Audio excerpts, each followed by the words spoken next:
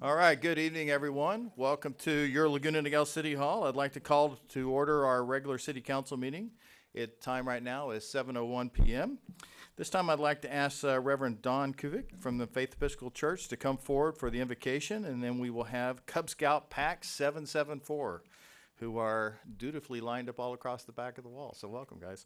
They're going to come forward after that to lead us in the Pledge of Allegiance. So Pastor Don, if you would please rise.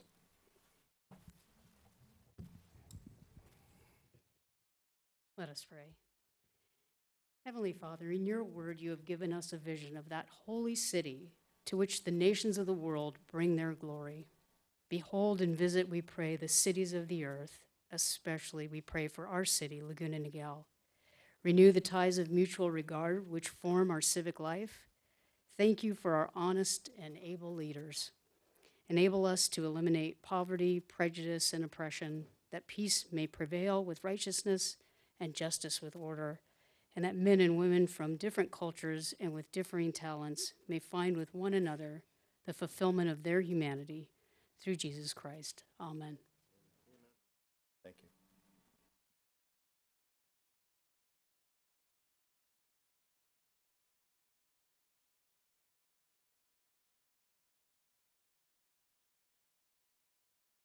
Ladies and gentlemen, please remain standing. Cub Scout Pack 774 Color Guard advance.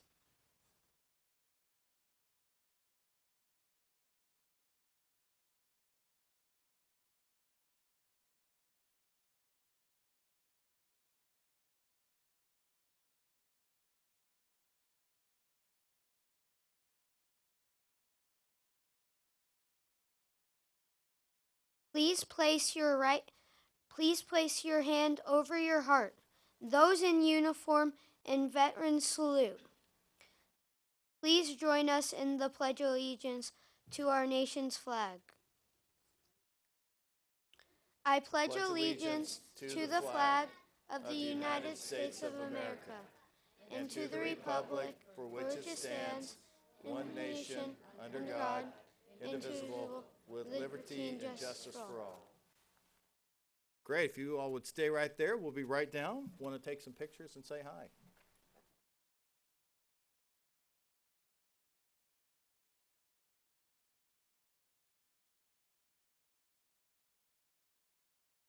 Wow, this is a big group. Good job. Well done. Can I get a round of applause for this?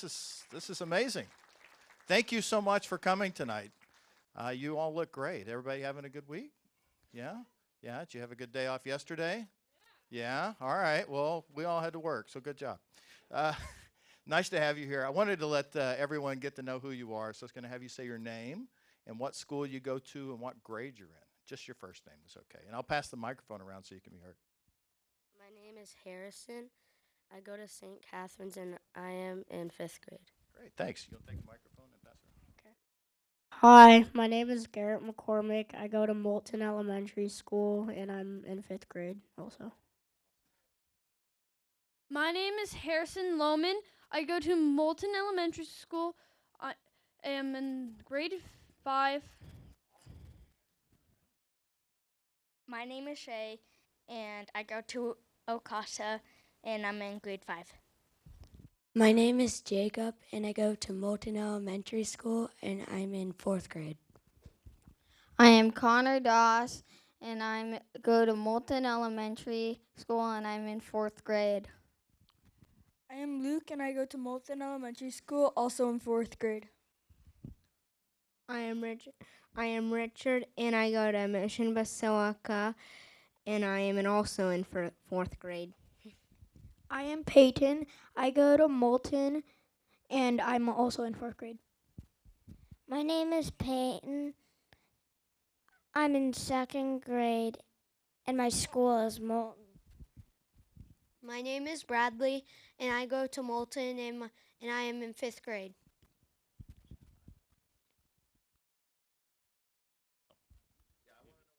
Oh, great, I'm in, yeah. I'm postgraduate. My name's Chris Connolly. I'm the Cub Master of Pack 774. I'm Diana, and I'm a teacher at Okasa, and I am the proud leader of our Arrow Light. They only have one more time to be in their uniform. So they had great attendance tonight. So we're really proud of these boys. So show of hands, who's going on to Scouts after this? Weeblos become Scouts, right? And Cub Scouts become Weeblos. It all works out. Circle of life. One of the things that we've done this year is to try to commemorate the people that are really doing something special. And the leaders that take care of these kids and guide them through their path and brought them to us tonight, they really deserve something special. And we don't have a lot of ways to say thank you, but one of the ways is to give them one of our Laguna Niguel 30th Anniversary Challenge coins just to say thank you and something special. So thank you very much for being here. Pass those out. Thank you very much. Appreciate it. Yeah. Thank you very much. I'm supposed to give it to you like that. There you go. Thank you very much. Now, somebody's supposed to lead us out of here. Who's doing that? Oh, let's take the picture. No, let's get the picture first. You're right. Thank you. It's a rookie mistake. I'm sorry.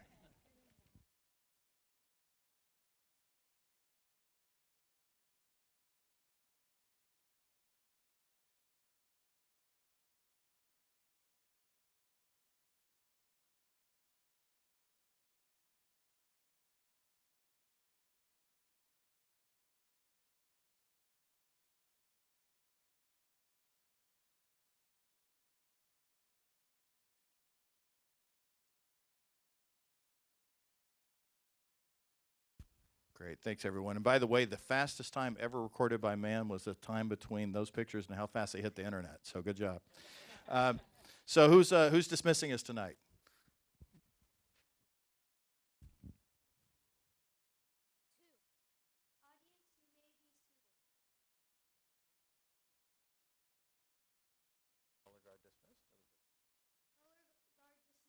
There you go. Give them a good hand. Thank you. Thanks, guys.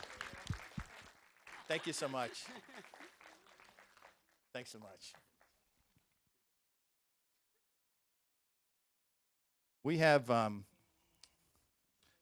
yeah, we got one more. This is a good one. As a city, as you know, you might have heard a vicious rumor going around that we're celebrating our 30th anniversary this year. And in doing so, we've really been focusing on three things, which has been honoring our past and celebrating our present and planning for our future.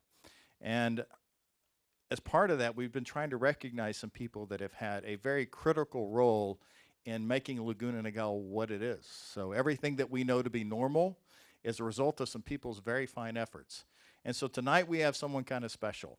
And I'm going to introduce you to him, then I'm going to bring him up, and we're going to get some pictures and say thank you. But this is a neat one for me because this is one of the guys whose fingerprint literally is on the entirety of the city. I'm going to recognize Ricardo Nicole for his contribution to Laguna Niguel history. Mr. Nicole served as the manager for planning and architecture for the Laguna Niguel Corporation from 1960 to 1970 until the project was acquired by Avco Community Developers. Mr. Nicole provided critical services relating to the implementation of the entirety of the Laguna Niguel Master Plan, comprised of over 7,000 acres.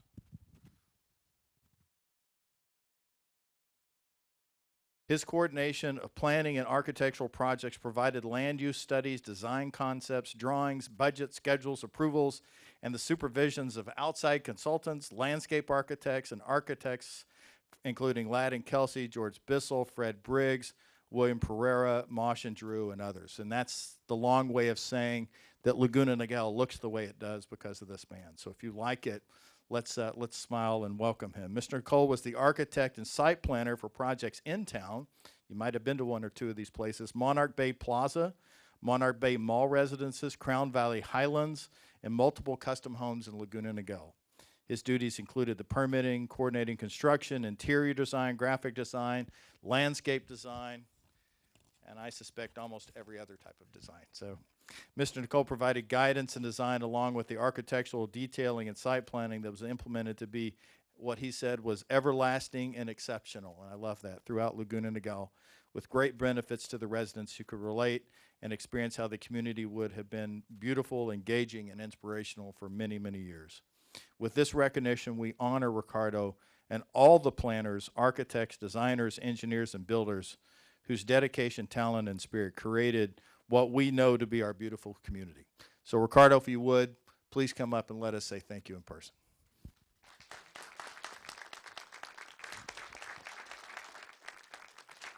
Please. This is kind of a big deal for us. Turn around here. Now, I wouldn't be doing my job if I didn't say hello to Bev, because she's here as well. Okay. I understand she's a fantastic swimmer. Is that true? Yes, she is. Good, thank you. Actually. Well, I'm sure that's true. Well, I just wanted to say thank you. And do you have a word you want to say? Yes, I would, because it make it sound like I was the be all here, and we had just hundreds of people who set the spirit for this community for the first 10 years.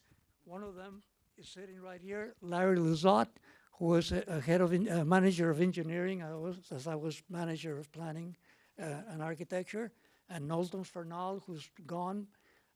People like him, and as you said, all the wonderful people who made this place or set the tone anyway for the future to follow it, and that's why you live in a beautiful community too. We certainly do. And while we're celebrating 30 years, it's really 60 because you had your imprint on it. We were incorporated 30 years ago, but 60 years ago. We started in 1960. Cabot and Forbes, I guess maybe most of you know the story, but Cabot and Forbes, developers from Boston came here and bought the property for something like $10 million, so the whole thing. Yeah, we should have done that too. Yes. Now houses houses sent for that much, but it was very fortunate for me to be involved in everything that, from the infrastructure to the housing to the landscape, and we have so many good, talented people here that contributed to this. If you like that, let's give them a round of applause. Thank you very much. On behalf of the entire City Council, we want to present you with this recognition, and it's just a small token to say thank you, Ricardo, for all you did, and also give you a City Challenge coin. And if you want to, you can scratch out 30 and write 60 on yours. So thank you very much. Can we get a picture with you, please? Yes.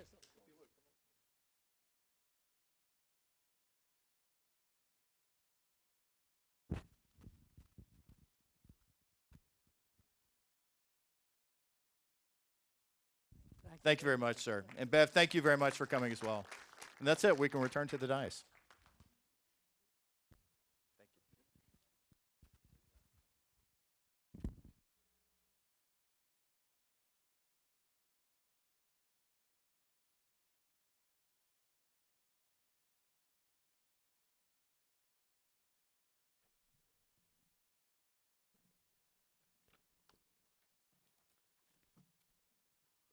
At this time, it's time for us to open public communications.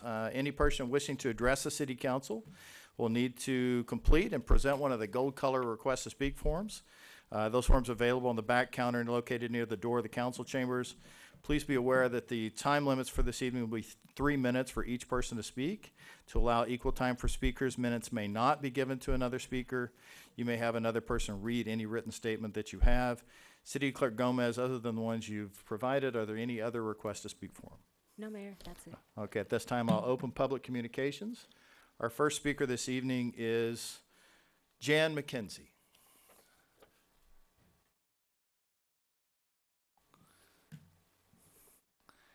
And for each of our speakers, I'll just ask you to state your name and your address. Welcome, Ms. Mckenzie. My name is Jan Mckenzie. I live at 6 Wildflower in Laguna Niguel, of course.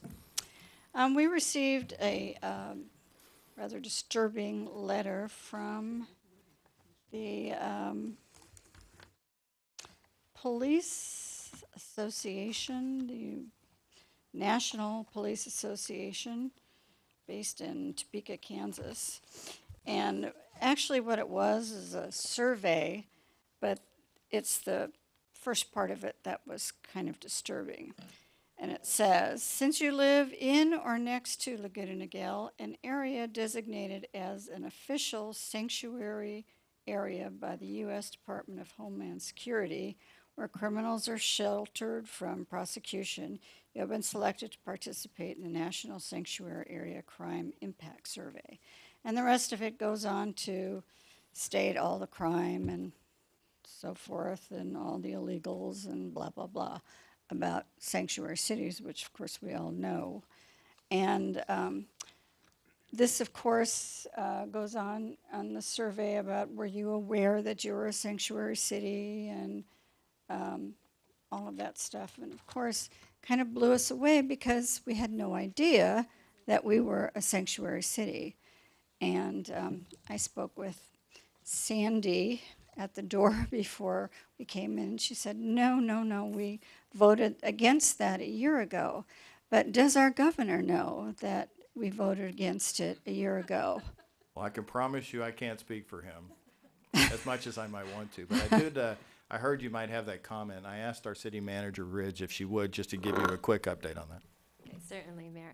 No, Laguna Niguel is not a sanctuary city, and in fact, what Councilmember Raines mentioned is approximately a year ago, the City Council did oppose the state legislation, SB 54, that made the state a sanctuary state, but the City Council has taken no action to convert the city to a sanctuary city. But do we actually have that choice?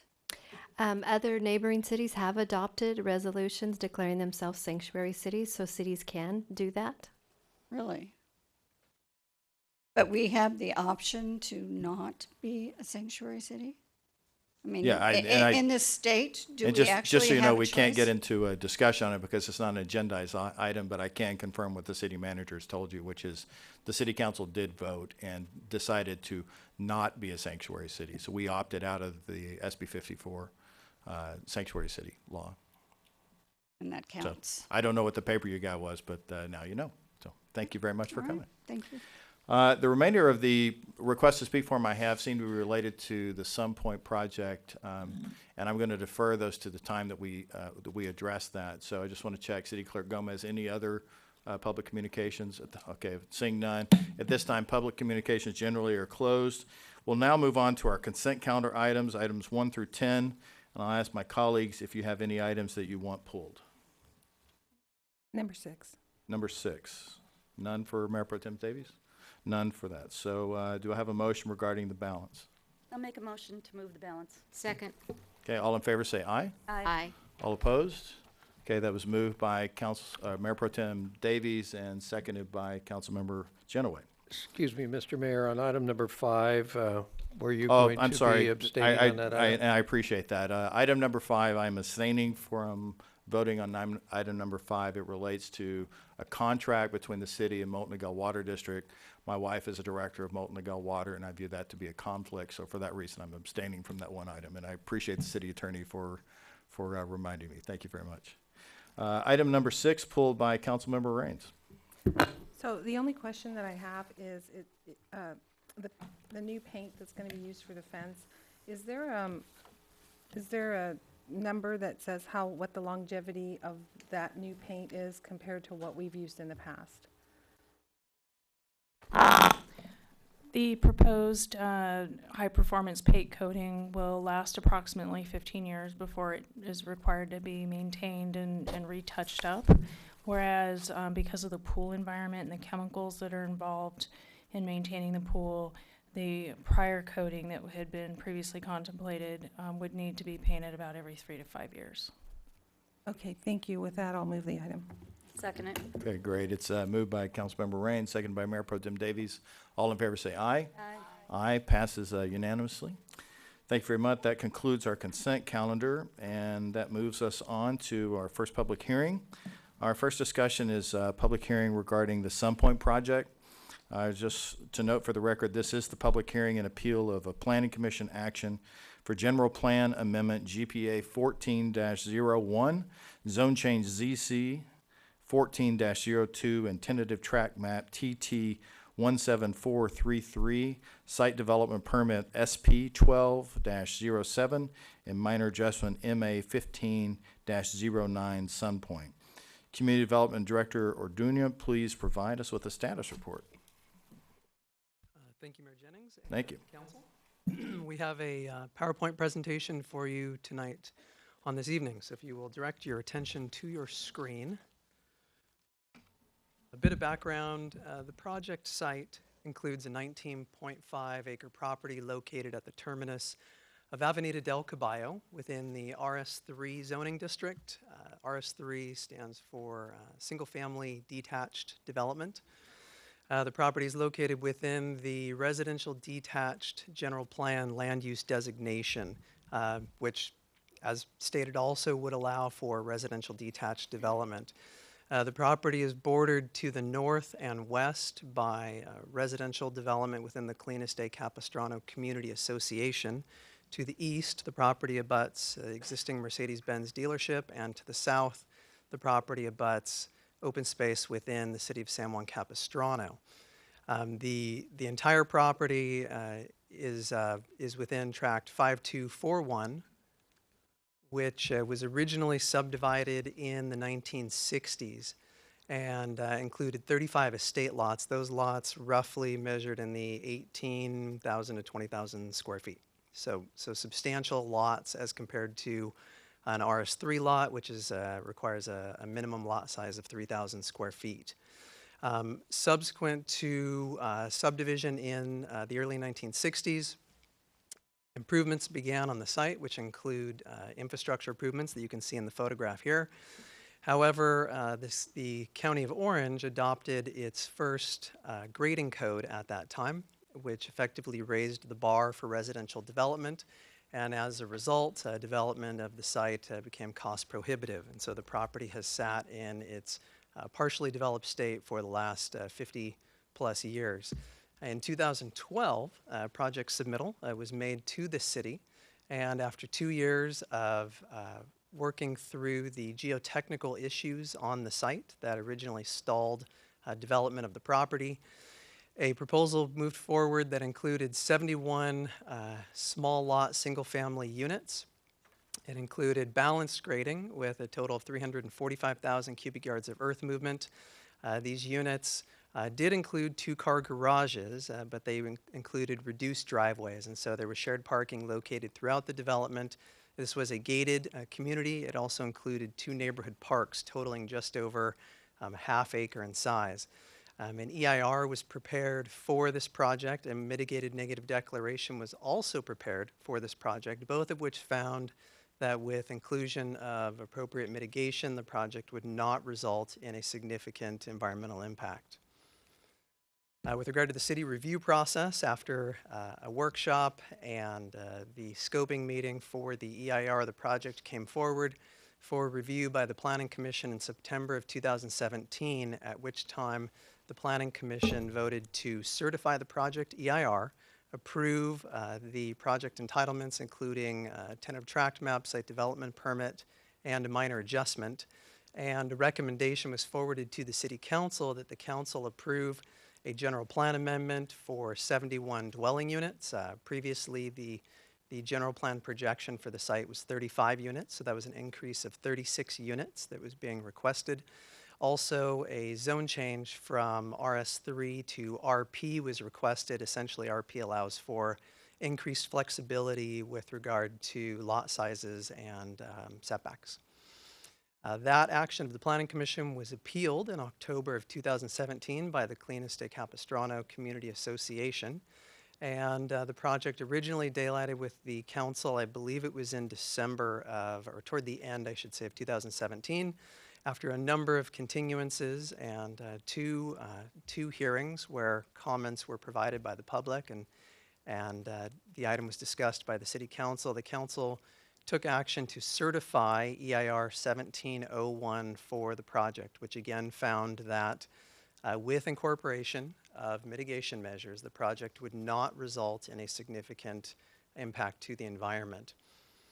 However, the Council failed to take action on the remainder of the entitlements, and so those entitlements were in somewhat of a limbo state, I guess, for several months.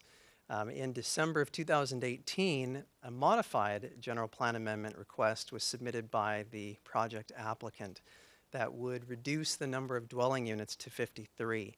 And this is the cornerstone of the item that's coming back before you this evening. It is not in a complete project, as the 71 unit project was. This is simply a general plan amendment. So this will increase the general plan projection for the site by 18 units.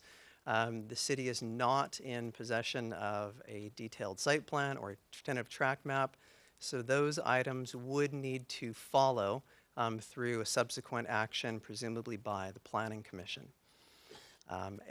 This general plan amendment request, this modified request, came before the Planning Commission in January of 2019, at which time the Planning Commission unanimously recommended that the City Council approve the modified GPA. In addition to the general recommendation, the Planning Commission provided a number of specific comments with the intent that these would be forwarded to the City Council. So I have several of these comments here. First off, the Planning Commission noted that it is common practice for cities to modify area development intensities independent of specific development and proposals. So in other words, what the Commission was saying, or what they were acknowledging, is that bringing forward this general plan amendment request in the absence of a full site plan, of a full tentative tract map, is not unusual. In fact, the City of Laguna Niguel has done so before, fairly recently on a surplus Capistrano Unified School District property. So they wanted to note that this is not an unusual process, and this is something that Laguna Niguel and other cities have done with some level of frequency. Next, the current general plan amendment request falls within the scope of the certified EIR. So at a reduced number of units, at 53 units as opposed to 71, the project does not present any new significant environmental impacts or increases in previously identified impacts that would warrant preparation of a new EIR or an addendum to the certified EIR. The Planning Commission noted that the streets providing access to the site are consistent with city street standards and not narrower. This point was significant because there was testimony provided by members of the public at the June 5th City Council meeting that stated otherwise, and the Planning Commission wanted to clarify for the Council that it has been verified that the streets within the Country View Estates community meet or exceed city standards for two-way traffic with parking on both sides of the street. They are in fact not narrower, they are adequate to support construction traffic as well as operational traffic associated with a future 53-unit development on the Sun Point site. The Planning Commission also noted that the original 71-unit proposal is likely the best product for the site, and it would address the city's mid-market housing need. However, the Planning Commission was sensitive to the concerns of surrounding neighbors that preferred a less dense product. And the Planning Commission felt that a 53-unit proposal was an appropriate compromise, and that it would result in a density lower than that of adjacent neighborhoods. And lastly, the Planning Commission noted that taking action on the proposed general plan amendment will provide clarity for the applicant and any future, any builders that would partner with the applicant in redesigning the project. And that in the absence of that clear direction, it is going to be very difficult for the applicant to move forward in partnering with a builder to redesign the project. So with regard to the project entitlements, I've already mentioned that the project EIR was certified by both the Planning Commission and City Council. And so that item is not before the Council this evening. The related portion of the appeal, I guess you could say, that addresses the EIR, it is the city's position that that was addressed as part of the EIR certification. The modified general plan amendment is before the Council this evening to allow 53 units. It's an 18-unit increase over what the general plan currently projects. The project zone change, the applicant has stated that if the general plan amendment is approved, the zone change would no longer be necessary, and therefore the applicant team is willing to withdraw the zone change. So if the Council is inclined to approve the general plan amendment, I believe one of the recommended actions is that the applicant team formally withdraw the zone change. And then lastly, we have the tentative tract map, the site development permit, and the minor adjustment, all of which and the related appeal provisions should be acted on by the council. These items, if the general plan amendment were supported, would be referred back to the Planning Commission, and that referral back to the Planning Commission would effectively address the appeal components specific to these entitlements. So with regard to the modified general plan amendment that is requested, on your screen is a graphic here showing profile area 3C of the Laguna Niguel general plan, and the color-coded areas represent the entirety of profile area 3. Area 3C is shown in red, and this area currently projects a build-out of 695 residential dwelling units. With approval of the modified general plan amendment, that number would be increased by 18 units to 713 dwelling units. And that essentially is the action that is before, that is the request that is before the City Council. We are not looking at a specific site plan. We are not looking at a map. We are not looking at the recontouring of the site, the height of retaining walls, a number of issues that have been brought before the council previously. These are not on the agenda this evening, except as perhaps components of the remaining entitlements that would be referred back to Planning Commission. And shown here is the statistical table from the general plan, essentially reflecting the fact that the projected growth for the site, again, will be increased 18 units to allow a projected growth of 53 units on the project site. What is not included as part of the general plan amendment is amendment of the general plan map. So as originally submitted, the project included amendment of this map along with the zone change. The property, because we do not have a specific project before us, will remain residential detached. So there is no mapping component to the item before you this evening, and it is certainly possible that the project, if it is referred back to Planning Commission and moves forward, can be developed, whether it ultimately includes open space slopes or any park areas. Those can all be developed under a residential detached land use designation. So there are no changes that would be needed to the map. Perhaps at some later date there may be a cleanup item to paint those slopes green so that we can at a glance try and provide that added level of detail, but that is not something that would need to occur in order for a project to be developed. Very briefly touching on the changes to the product type, with elimination of the zone change, we move from the original cluster design, which is shown on the left in black and white, which included smaller units clustered around auto-oriented courtyards, to a more conventional single-family detached product with two-car garage and a full-length driveway, larger lots, obviously, as you can see in the photograph. So this is the type of development we anticipate will be coming back before the city if the general plan amendment is approved, but again, is not part of the request that is before the council this evening.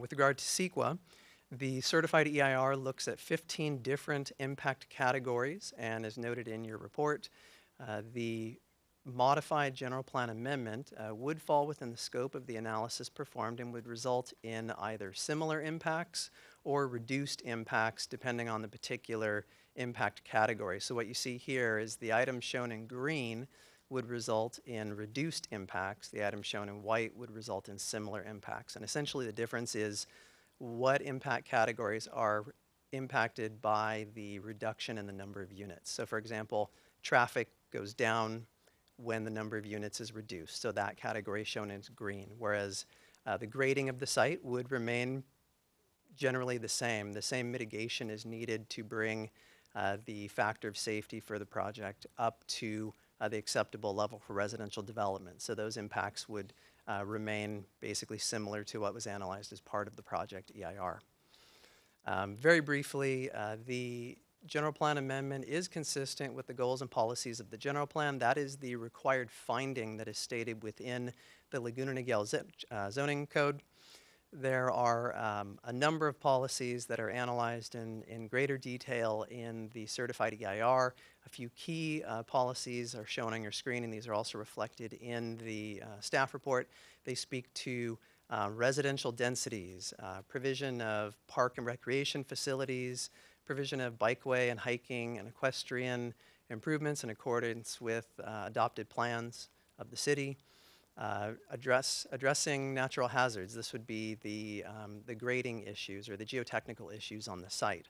And lastly, traffic. The proposed general plan amendment would address all of these issues, is consistent with the certified EIR.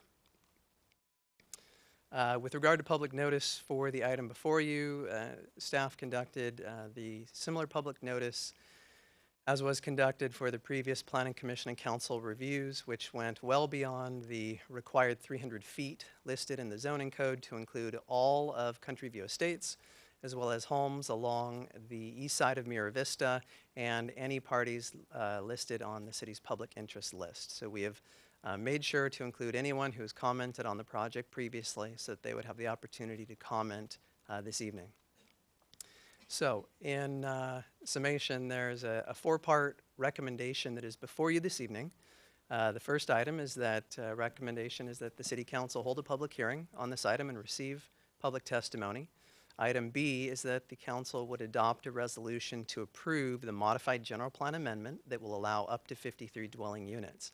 And if the City Council is inclined to do so, it is recommended that the City Council clarify the applicant's intent to withdraw the previously filed zone change for the property.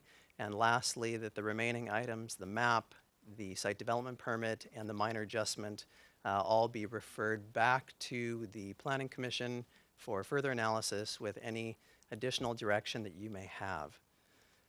And one last item, I believe in the red folder that was presented to you this evening, there were a number of late items of correspondence that were provided to you on this project.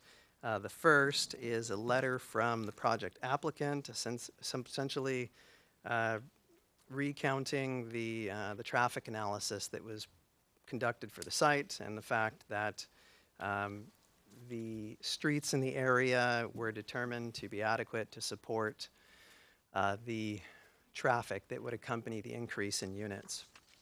The second item included in your packet is an email from Mr. Howard Kelly, a resident who objects to the project. There is also a letter provided collectively by residents Debbie Gray, Luke Burson, and Phil Worth, also objecting to the project.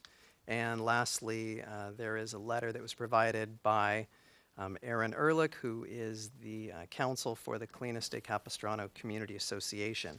And that letter also is objecting to the project and reiterates a number of the items that were presented to the Planning Commission, also included in the project appeal. And so these items, it is staff's position that these items have been addressed in their entirety and that the City Council would be within their right to take action on the item before you this evening. So with that, I will conclude my presentation.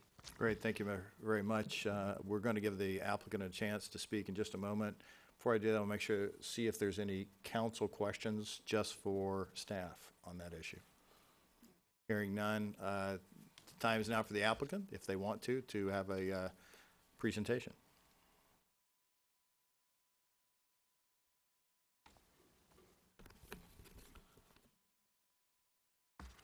Thank you and welcome to City Hall. If you would please identify yourself for the record. Thank you very much. Good evening. My name is Charlie Mallon. I am a co-applicant for Sunpoint. David Shea is also co-applicant and owner of the property. I do have a very brief PowerPoint presentation. That up to the first screen. First of all, I'd like to thank planning staff for its very thorough and detailed report on the subject matter of Sunpoint. It has spanned, as I saw, from 2012 when we first started having conversations about the concept of the 71 unit project. I also want to thank you, Mayor Pro Tem Davies, and council members Raines and Genoway for the time that you're taking today and the time that you've taken in the past to consider this project. It means a tremendous amount to both David and myself. So thank you very much. If we can go to the next slide. Oh, okay, sorry.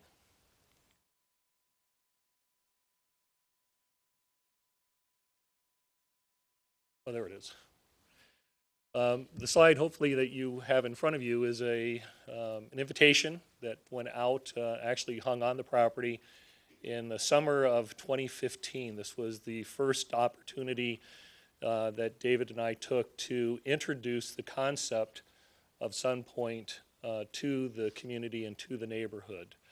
This is after 2 years, actually almost 3 years, of analysis on the project, understanding what was happening geotechnically with the site, a lot of site planning and land planning associated with it, as well as an application, initial application that was made in 2014.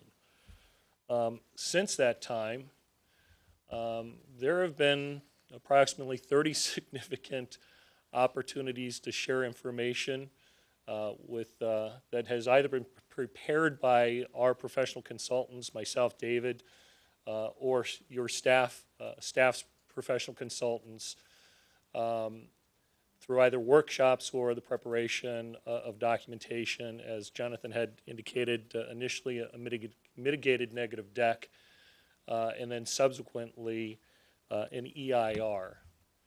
And I'll run through these very, very quickly just to see what has taken place. There have also been a number of meetings with the community. We've had workshops that date back to December of 2016 when we were meeting and had an actual grading workshop. November and December of 2017, we met with a handful of representatives from the CVE neighborhood. Here we are in 2018. By the time we'd gotten to 2018, we pivoted from the 71 unit project, hearing concerns that had been stated to us about density.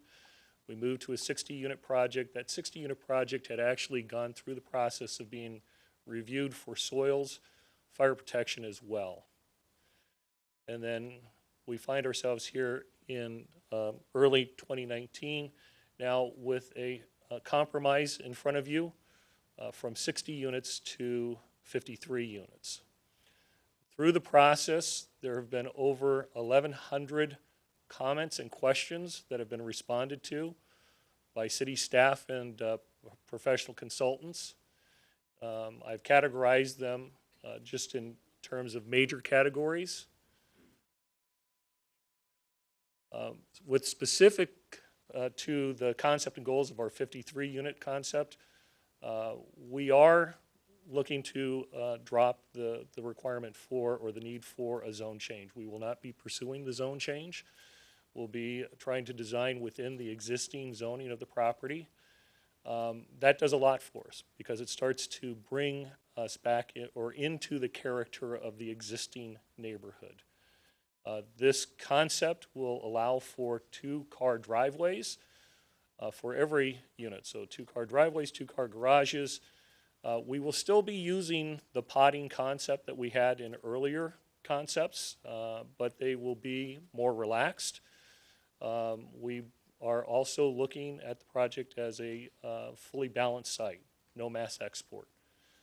In order to achieve that, we also believe that we're going to be able to reduce the number of retaining walls that are on the property, the intensity of the retaining walls that have been a comment that has been concern that has been voiced by several of the opposition. The most significant one, besides the dropping of the zone change, which allows us to actually remove the gate from the community, so we will not be a gated community, is that it will allow us to address some concerns on Pod 5. And if you recall, Pod 5 was the planning area or the construction area that was closest to the entry as you came into the property and closest in proximity to the Country View Estates neighbors. With the new concept that we're looking at, we're looking to hopefully drop that, the finished grade of that pod by approximately 15 feet. Our initial concepts have led us to believe that we're going to be able to achieve that. So lastly, we understand that there are opponents. There were opponents to our 71 unit project. there were opponents to our 60-unit project, and there will be opponents to our 53-unit project. And I would guess that if I brought 35 units up, there would be opponents to a 35-unit project. We have really attempted to listen. We've really attempted to compromise when and where possible. Our 53-unit concept is a concept that has been driven through lots of meetings with significant home builders. And so I stand before you confident that the concept that we will come up with and the builder that we will choose will build a project with the descriptions that I've described to you. Finally, we ask that you rely on the recommendations and findings in the city-approved and certified EIR, including all of the environmental review items, the 15 items. We ask that you follow the recommendations of planning staff as well as the unanimous recommendation of the Planning Commission and approve a 53-unit general plan amendment. We're here to answer any questions. Thank you. Great, thank you very much. Let's take turn. Are there any questions just for the applicant at this time? Councilman Raines. Mr. Mallon, I have a question for you. You indicated that you had several meetings prior to actually bringing the project to the Planning Commission back in 2015. Is that correct? Did I hear that correct? The first meeting that we had with them was in 2015. With the neighborhood or with With staff? the neighborhood. The very first meeting that we had, first formal meeting that we had was in 2015. That was that notice that was on it. Okay. Prior to that, I'd met with the board of directors on several occasions, updating them and identifying what it was that we were looking to do. And how many residents would you guesstimate were at that first meeting? I would guess that we had probably 45. I have a list, okay, so I can make that available. So my next question is that, did you have opposition to the potential 71 project before you brought it to the Planning Commission from the residents at that time? Yes. And so why did you choose to wait till after it came and to the council then and not make mitigation to the original plan at that time? We didn't come to the council until afterwards. So, well, I'm sorry, I mean the Planning Commission. So you said you had opposition at the public meeting that you had for 71? We didn't come to Planning Commission until 2017. So throughout that time, you were getting opposition on 71? And we were meeting with the neighborhood. Yeah, we had a workshop, a geotechnical workshop. We'd gone through the process of preparing a mitigated negative deck, and so there was a scoping meeting for that public hearing, and so we heard comments at that point in time. In June or July of 2016, I have it on the list, we met with then City Manager Rob Foster and Assistant City Manager Dan Fox, and in that meeting we agreed to pursue or to upgrade to an EIR. All of that was done prior to going to the Planning Commission. And was that a result of the comments from the residents, or was that a result of just something you thought you needed to do? Something that we needed to do. Okay. So my question back at the beginning was, you knew you had opposition on 71 from the residents from the beginning? Correct. Okay, thank you. Any other council questions for the applicant? Okay, thank you very much, sir. Let me open the public hearing now at this time. I do have a few requests to speak form. Just again, if you have or need a request to speak, the forms are in the back by Sergeant Songer. City Clerk Gomez, at this time, do we have any further requests to speak forms? No, Mayor, you have Great, one. thank you very much. So I'll open public communications. Public hearings now open to receive testimony from the public regarding the appeal of Planning Commission action for the Sun Point project. Reminder to our speakers, you have 3 minutes. The first person to speak is Aaron Ehrlich. Thank you. Mr. Ehrlich, welcome. Please state your name and address, please. Yes, before my time starts, I'd like to clarify that amount of time because there are actually two different aspects of what this hearing is about. We've got the GPA that's being requested. We also have my client's appeal, and those are very different issues. So to address both of those items within 3 minutes is frankly not feasible or reasonable. So I would either like to separate the time or be provided additional time. Our rules provide that for public communications, each public speaker is given 3 minutes. Your time will start at that time.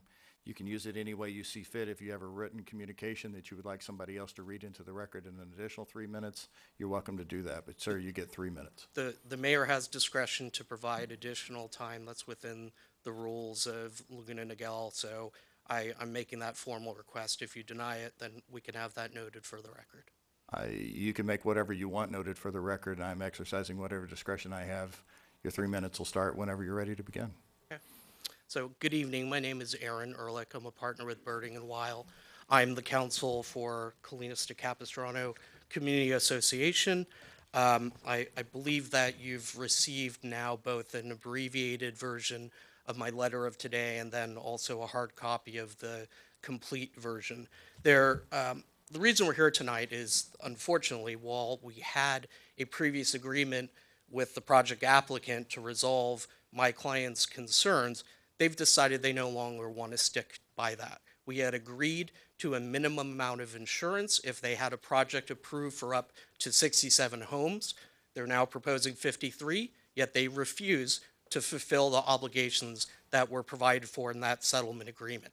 That forces us to come here and to vociferously oppose this project because it's continuing in a line of changes and mistrust with the public with this project applicant and a ever-changing project that now, frankly, we don't even understand. No conceptual site plan, no building plans, no design elements, no specifics about this project have been provided to this council. And why that's very important is because the council would have to make two findings tonight to approve this GPA. One, it would have to find that the GPA is consistent with the general plan, and two, it would have to find that no further environmental review is required. The problem is that looking at this project conceptually as just 53 conventional homes out in the air abstractly doesn't work.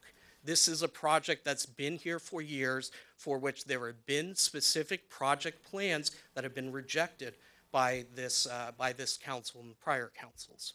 As a result of that, I don't believe that the council is in a position, and I've detailed the various reasons why, to conclude that 53 homes is appropriate for this site. But that's precisely the finding that you would have to make tonight.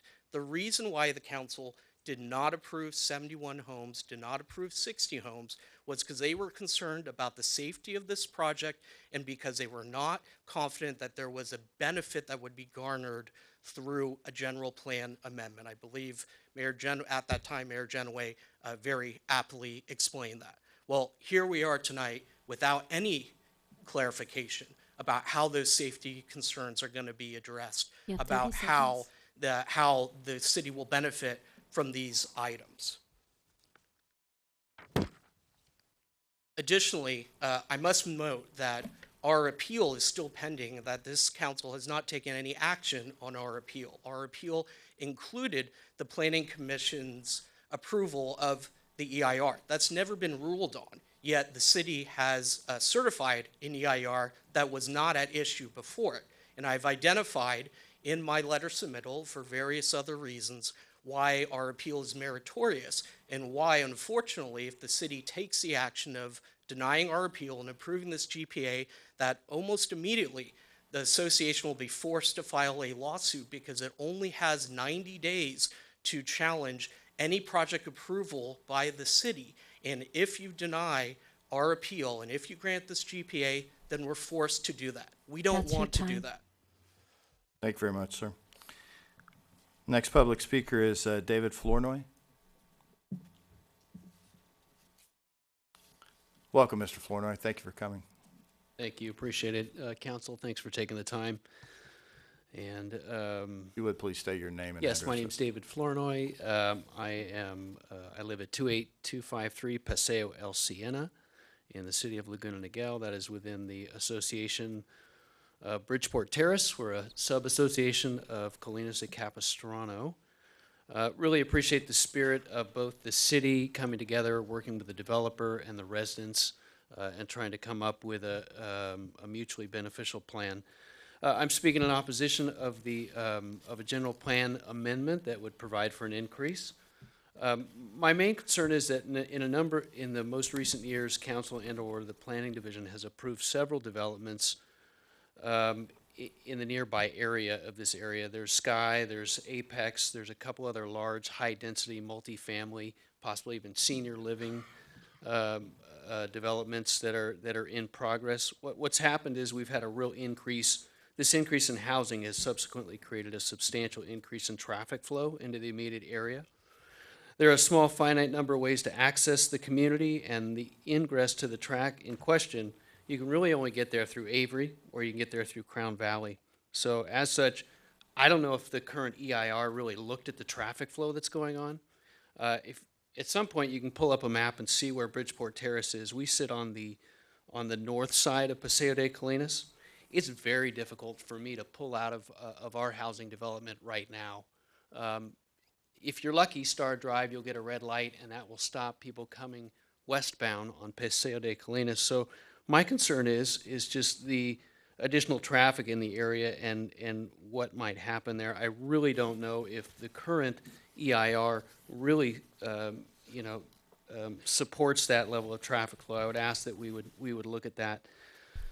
So I would ask for some additional traffic control, a light that may reduce the speeds on westbound Paseo de Colinas after Star Drive, but prior to Cabot Road. I would ask council to take this into consideration. I'd also, again, like to take another look at have council take another look at the CEQA compliance with the traffic control portion to really see if, based on current levels of traffic, I don't know when the traffic control study, a most recent traffic control study was done, but the traffic levels are extremely high. So those are my concerns. I really appreciate it. I do respect the fact that the developer has clearly put a lot of money into this project. They're entitled to develop the project in a manner that's consistent with the general plan, that's consistent with community's values. And the city I've worked successfully, you guys, with on some event planning. You're always a great city to work with, so I am sure and confident that the city staff, as well as the investor who has a right to do something with the property, can come to a mutually beneficial agreement. So thank you. Thank you, Mr. Florno. Our next speaker is Jan Henry.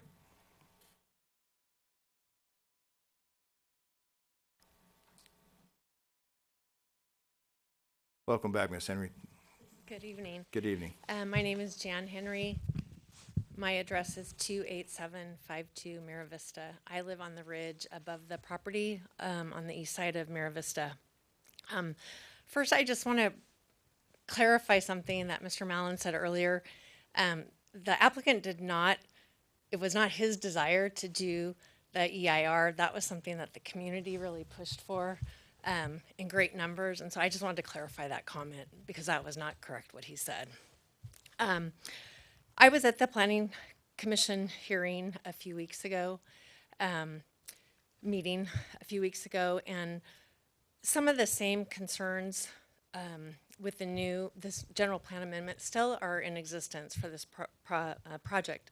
One of them is the stabilization of the hill, and as Mr. Ehrlich stated, previously the applicant had agreed to an insurance policy. Basically, as someone who lives up on that ridge, that's my greatest fear, is that there are going to be homes that are going to be affected, and not only up on the hill, but even in the current community of Country View Estates, the homes that are adjacent to the development that have already had stabilization issues. With that increased grading and trucks and land movement, there's great potential for additional problems.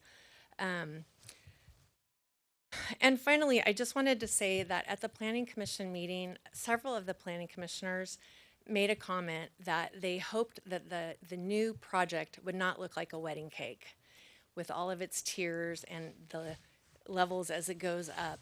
And I know that's really a big concern in our community, that it doesn't look like this great big mountain of homes that is rising up above, the existing homes in Country View Estates. And so as the attorney mentioned, it's hard to kind of get an idea of what's being presented or what will go forward with these 53 homes when there is no, planning and no site detail. So thank you so much.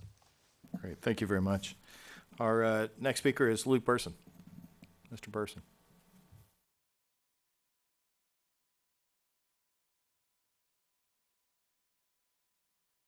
Welcome back to you as well. Thank you. I feel comfortable back here.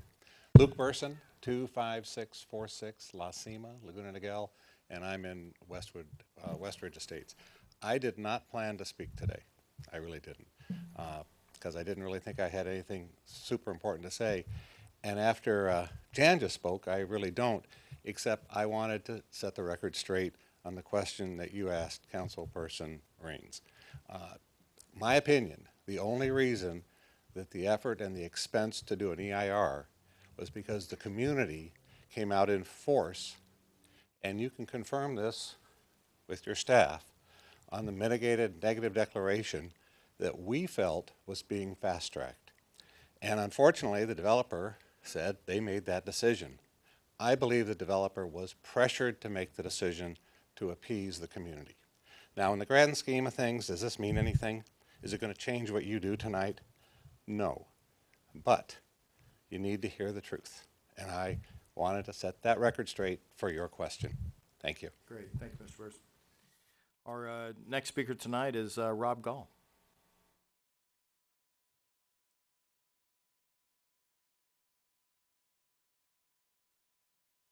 Hi, Mr. Gall, welcome back. Thank you very much. Just like Lou said, feel at home. Laguna Niguel is This getting your home, so welcome back. So. I guess so. Thank you for keeping good watch on it. Robert Gall, 25922 Pasofino. So sadly, it appears that I have found something in common with Charlie and David, and as my wife would say, it's the bad habit of listening but not hearing. Throughout this process, as you saw some of the slides, the first sign that went up was in 2015, inviting everybody to a public forum. And really, it was a forum of show and tell. This is kind of what the project's going to be. Not exactly a whole bunch of details. And that's when, once we got into the meat of it, we realized that this project wasn't going to work for our neighborhood.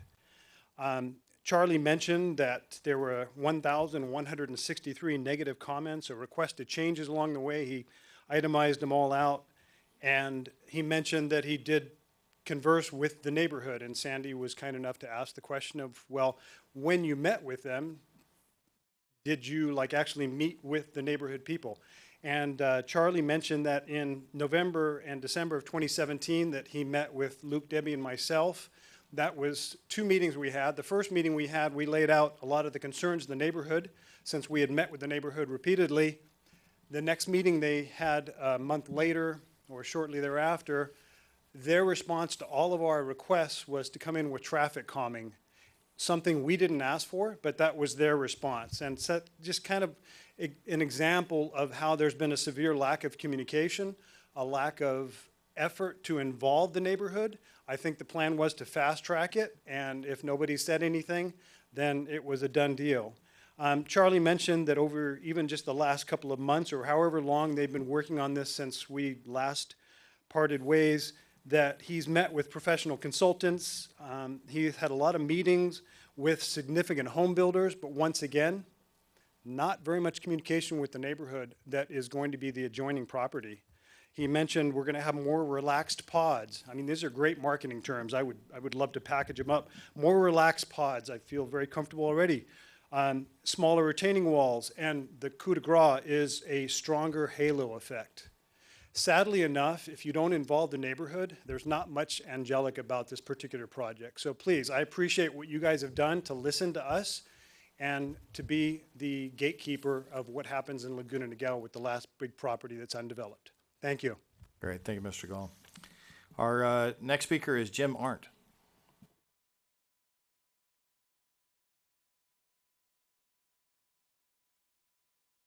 Welcome, Mr. Arndt. Thank you. Thank you. I've got one copy. If you could provide that city clerk, please. Thank you. Good evening. My name is Jim Arndt. I live on 25832 Avatar, directly behind the Sunpoint property. I love Laguna Niguel. and I moved here because of the open space and low density, what the general plan protects. When you drive into Laguna Niguel, you know you're in Laguna Niguel. Open spaces, low density, these are the reasons why we all moved here. Council previous vote stood up for the general plan, stood up for Country View Estates, and protected us by voting no on this project. I don't know why we approved the EAR with the retaining walls, because I think there's a lot of comments about that, but that was approved. Council members, imagine this being built in your backyard. How would you feel? Please stand up first again by voting no on this issue. Sunpoint, with its 11 variance requests, 11 items being changed that are there to protect us, is not in line with the city, is not in line with the general plan. Sunpoint is not Laguna Niguel. Sunpoint is the gateway. Country View Estates is not the gateway. When Sunpoint first kicked off, many here expressed concerns about traffic, parking, density. Those of us who live adjacent to the property, our concerns were with the retaining walls, immediately in our backyards, 3 to 4 retaining walls looking up, massive slope changes larger than the height of this wall behind you, 36 feet increase in slope heights. We expected 35 homes behind us, not twice as many homes, built closer and steeper with retaining walls making it steeper to the right on top of us. We could have never imagined what Sunpoint is proposing to build, a project devastating to existing homeowners.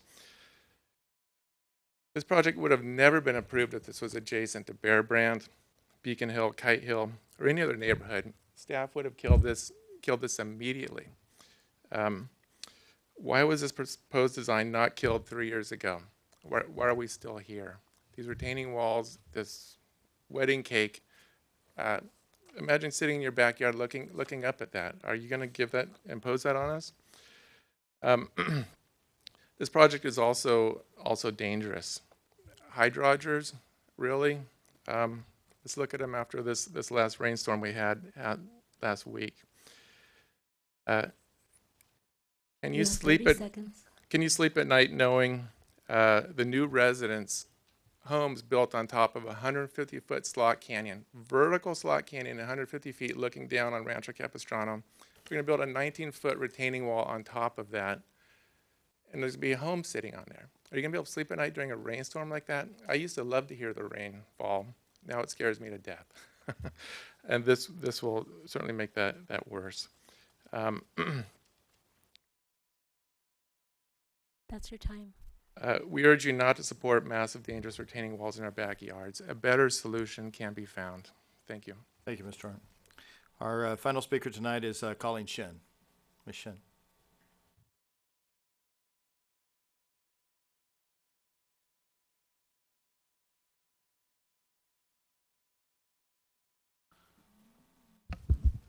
Welcome, Ms. Shin. Good evening.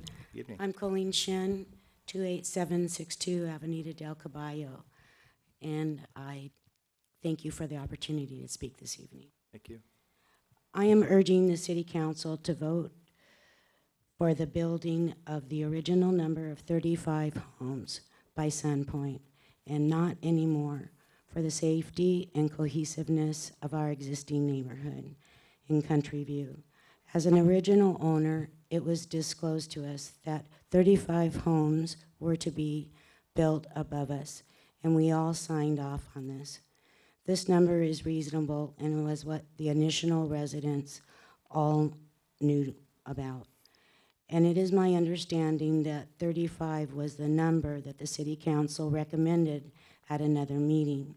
I don't understand how this issue continues to be reopened with increased numbers, whether they be 65, 72, or 53. I am very concerned about the traffic safety for our neighborhood with the increased traffic in and out of our tract. Avenida del Caballo was originally a dead-end street. It wasn't opened up until the Mercedes dealership was developed. It was not designed as a major thoroughfare for our community. This being said, increased traffic creates dangers for drivers, children playing, and pedestrians. The street is narrow with a bent curve at one end. 2 cars have difficulty passing at one time, and often one car needs to pull over to the side. It will not just be the cars of future Sandpoint owners, but the delivery people, gardener, friends and family of future owners who will be traveling through our community. Please stay with the number of 35 homes for maximum development. I appreciate your time. Thank you, Ms. Shin. City Clerk Gomez, any further requests to speak? No, Mayor, there are no others. Great. This time, public communications is now closed. It's time now to go around the dais for council comments, discussions, and ultimately to make some determinations tonight. I will start to my right, Councilwoman Raines. Sure. Jonathan, can I just clarify a couple things? One of the speakers said something about the hydroggers, and my understanding is those are just used to put in the subdrains, but they don't actually stay on the property. Is that correct, or am I misunderstanding something? Sure. The term hydroggers has been used at length, I think, in discussing this project. The hydroggers, you're correct, refer to the method through which the subdrains are inserted into the hillside. So the hydroggers themselves will not remain on site. The subdrains will. Okay. And subdrains are a common feature of hillside development. Country View Estates next door actually has subdrains. So there will be subdrains, and I believe it is the subdrains that residents have expressed concern over. And then one other question. When they did the geotechnical report, the EIR, did it clarify that there was a difference in safety factor if you did 35 homes over 71 or 60 or 53? I think there was several options in there. Does it say that 35 would be safest? No, the grading work for the site is required to bring the site up to a factor of safety of 1.5. Okay. And that number is required regardless of the number of units constructed. Okay, thank you. One other clarification, I think this is for Kevin. One of the speakers, I think a couple of them alluded to this, that the council had taken action to deny the 71. Is that accurate, or did they not make any vote at all? The City Council did not disapprove. They did not adopt a resolution disapproving the 71. It's my understanding that the council did not take action to approve it, and then thereafter the applicant came back with a revised application. Okay, so no action has been taken on any of the projects at this point? Correct. The council has not taken a By final council. action on anything other than certifying the EIR back in June 5th, 2018. Thank you very much.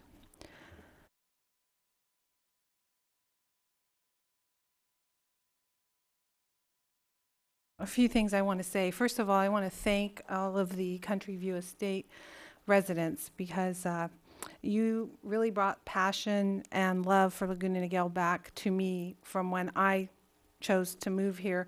When I came with my family, we fell in love with the sense of community, and it reminded me of that, watching all of you get together and come here and speak and make your voices known. I spent 4 separate days in your neighborhood over 2 separate weekends after meeting with Representatives Luke Burson and Debbie Gray, just to get to know you and to hear what you had to say. And it was very interesting. I met with some of the original owners, and they shared, how much they loved the neighborhood and raising their families there. And we talked about that. And they all were aware and all agreed when they moved into the community that there would be a development there, and that they knew that. So I think that the biggest concern that I found with most people were the fact that they felt that when the developer presented a project of 71, that they hadn't been heard, they didn't have an impact, and they really wanted an impact. So I want to just say you've had an impact, because I think that this process has gone on for a while, and it's been a good process, because you've had an opportunity to voice your opinions. And when I was talking to different residents, the key things that I heard were you were concerned about safety things. And so I did speak with our geotechnical engineer and clarified a few things. And so I just wanted to address those things because today's standards are so much different. Just like in 30 years ago when your homes were built, we didn't have cell phones or cell towers. We also didn't have the same technology available to us today for inserting subdrains, for compacting the soil and securing slabs, and also for creating more grading.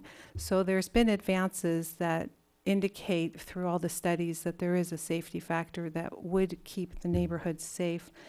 The other thing that was interesting was a lot of you were concerned about your home values. I heard that a lot too, about the home values. And I did a little homework for a comparative market analysis and realized that the average market value of the homes there were $750 to $850. And I think the proposed project of 71 was going to be around that price point, which would have actually increased your property values pretty quickly because they had smaller sites. But even though that wasn't what you wanted, so then we looked at 53, which would still increase your property values. Some of the information kind of got mixed up, I think, with a lot of different residents, so they were confused about a few things. And I tried to talk to people. I wasn't trying to convince anybody of anything. I really wanted to hear your feedback. So the other thing that I recognized in the community was the traffic situation really was an important thing, and one of the speakers mentioned that. And we did do an extensive traffic study by a very well-known and very well-respected firm that does traffic studies. And it shows that the average trips in and out of the neighborhood would be 600. And in order for it to have significant impact, it would have to be 2,500 or more.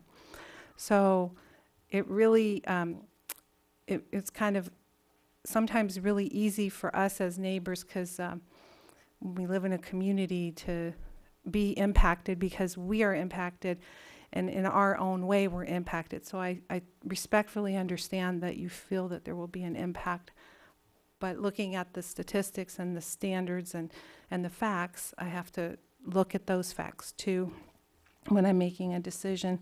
One of the things that I heard from several residents, and unfortunately they're not, some of them are sitting in the audience and some are not, but they were concerned about how the crime up on the property is now, that there is crime up there. There's graffiti, there's trash that people leave up there. And for them, it was important that something be developed that would improve and enhance the quality of the community and the life of that. And so I think having neighbors, you guys are all really close and you talk a lot, and adding neighbors to your community is what this would do, regardless of what project, and I still don't know what I'm going to do. But it's important to understand that our general plan is consistent with making modifications to an amendment. We've been doing it for years in Laguna Niguel. We did it when we had a need for a senior community at Aegis and down in the Beacon Hill area. It wasn't zoned for that. In '98, we did that. We also just recently did a zoning not a rezoning, but a general plan amendment over by on Paseo de Clinas, further up by the middle school, and that didn't even have an active project on it. So just the simple fact of making a general plan amendment for an intensity of units, which is 18, to add some homes that are desperately needed for people in our community is not anything unusual that we wouldn't do. As a matter of fact, in our general plan, it actually says if and when a community's goals change, it may be necessary for us to make amendments. So with that being said, I just want to say that it's come to a point that we as a council, we have to consider the facts that are before us. We have to hear your voices, but in the end, we have to look at the facts and let emotion and personal preferences not be considered, because those are not what is in the best interest of Laguna Niguel as a whole. And the projects that are being presented are all in compliance and in the same character and quality of what our community already has. And so for that reason, I'm just going to say that I think it's time we make a decision. I'm not sure. I'm going to hear what my colleagues have to say before I make a decision. But Great. thank you. And Mr. Mayor, when Yes, it's appropriate, I do have a few comments in response to some of the correspondence that's been submitted tonight. I think that's fine. If the Mayor Pro Tem doesn't mind. Yeah, let's go ahead and take them now. City Attorney Ennis. Thank you very much. We have reviewed the correspondence that's been submitted in addition to what is in the agenda packet, and specifically the letter dated today from Birding and Wheel and presented by Mr. Ehrlich earlier this evening. I just want to make sure I clarify. We had in our red packet a letter. I received a separate package on the dais, which I think is the same one. I believe it is. It's Okay. the stapled version has all of the attachments Okay. to it. Thank you. Sorry to Correct. interrupt. Go ahead.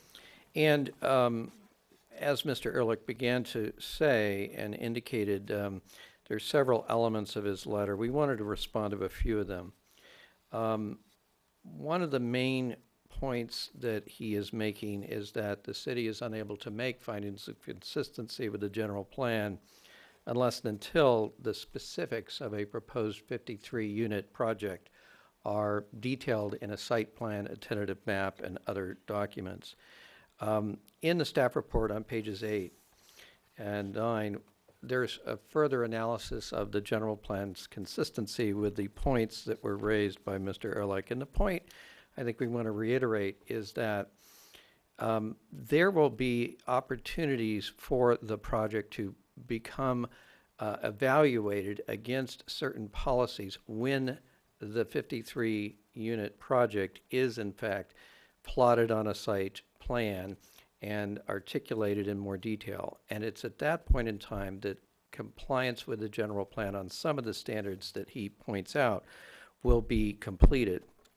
Specifically, how it will comply with your park standards, how it will comply with possibly in lieu fees on parks, how it will provide for a hiking trail or not provide for a hiking trail.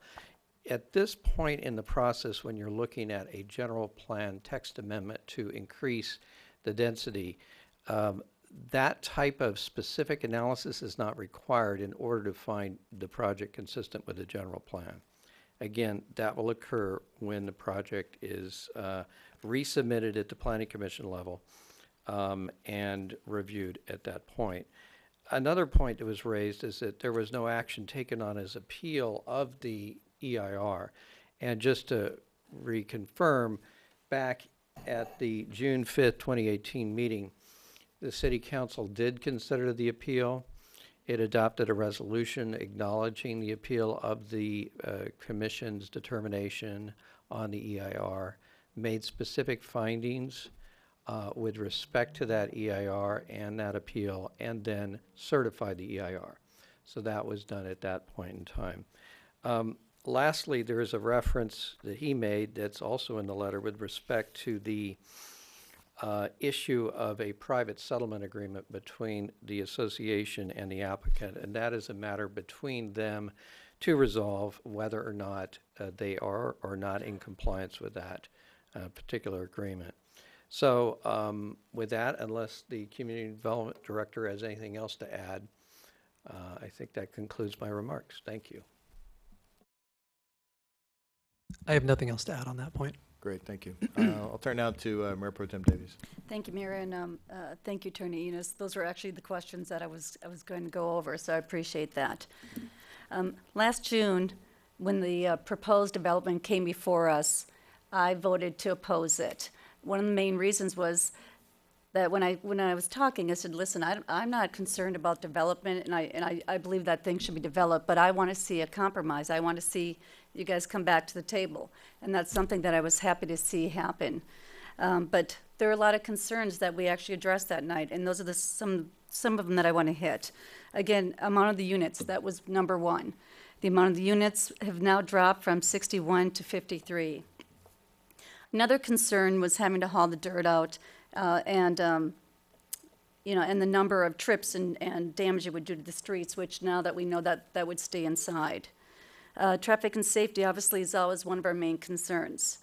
Cars would, park on the street. Now that we have a different design here, we now do have driveways and we have two-car garages. Before you didn't have that, and that was a concern of mine, having all the traffic and the cars on the street. My major concern also was the width of the street, which would be concerned when it comes to emergency vehicles getting by. Something that's really important is both the OCFA and the final EIR reviewed access to the project, citing determined the local streets to be sufficient width and capacity to not cause a significant environmental impact.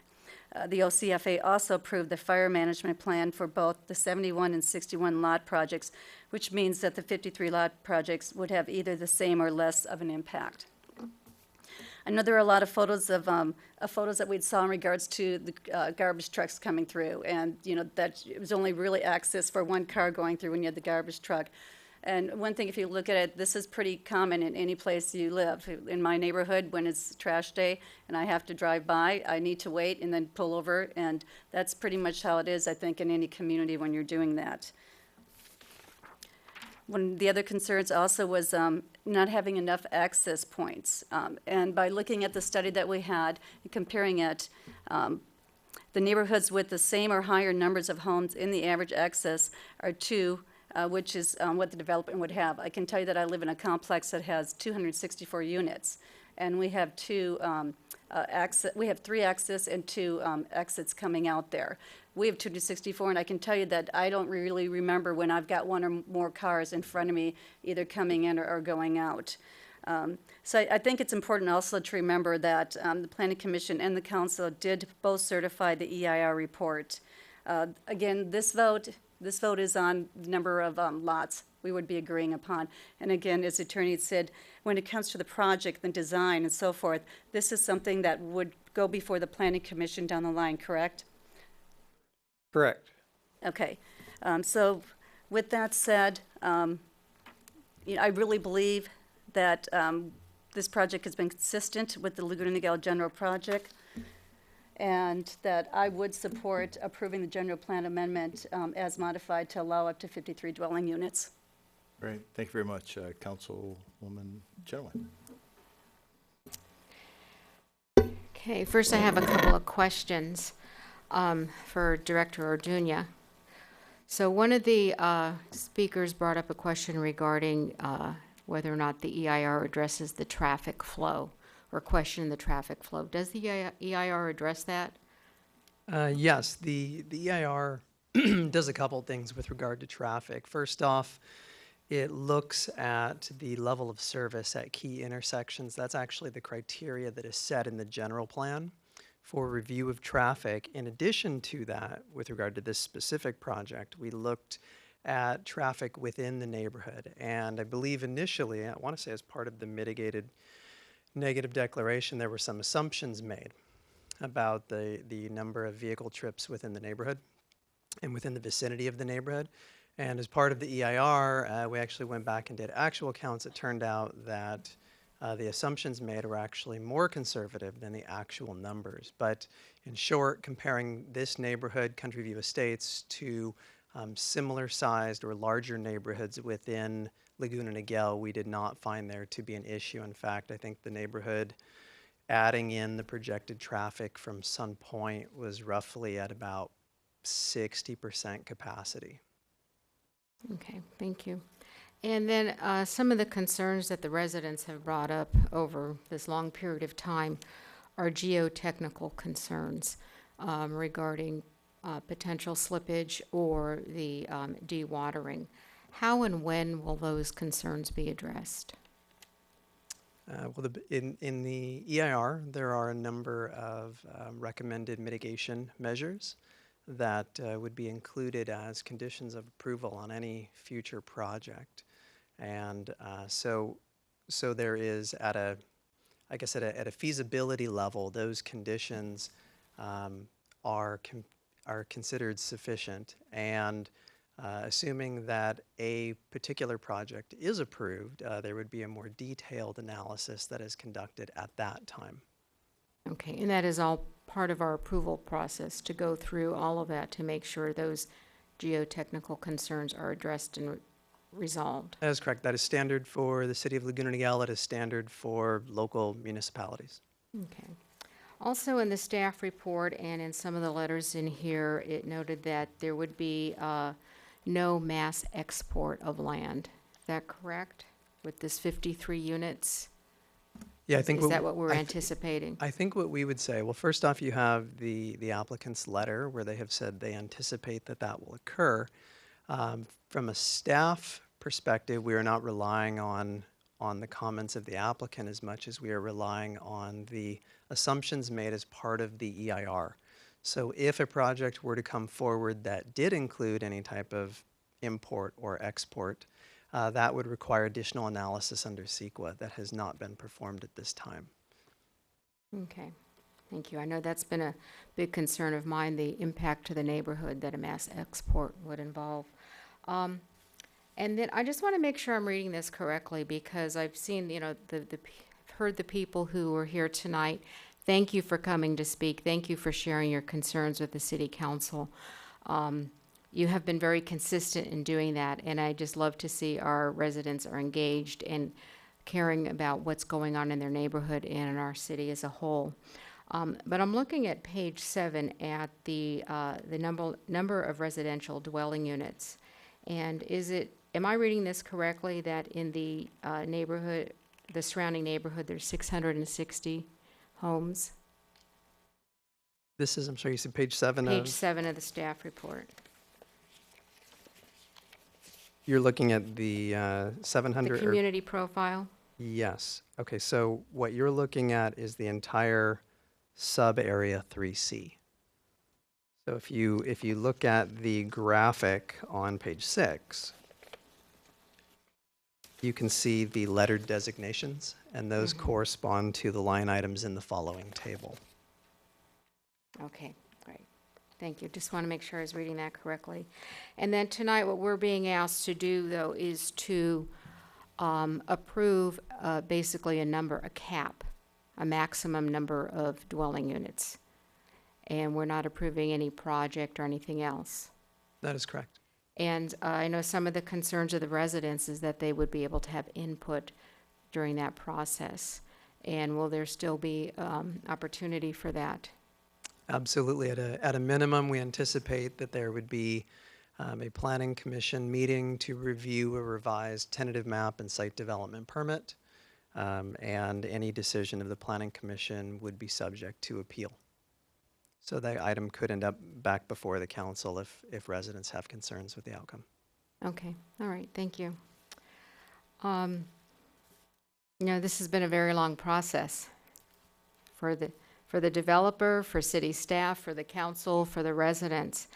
And it's one in which all parties have participated. There's been many studies and reports and public comments and reviews by our planning commission. And I paid particular attention to the comments made by our planning commissioners because I valued their input.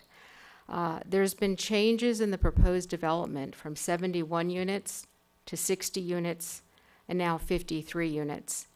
And all of that, it's the result of working together and compromise, the result of listening and compromising. The residents would like to have fewer units and the developer would like to have more. But tonight's number is a result of that compromise. You know, as a city council, we have a responsibility for all 66,000 residents of Laguna Niguel, and there are many factors that we have to take into consideration. As the council, yes, we are the guardians of the city's general plan, and modifications to the general plan should only be done when the change benefits the city and its residents. The information has changed from when this came before the council previously. The proposed number of units is more consistent with our general plan as specified in the staff report. The proposed number of units and the development would be more consistent with the density and the character of the adjacent neighborhoods and compatible with the EIR.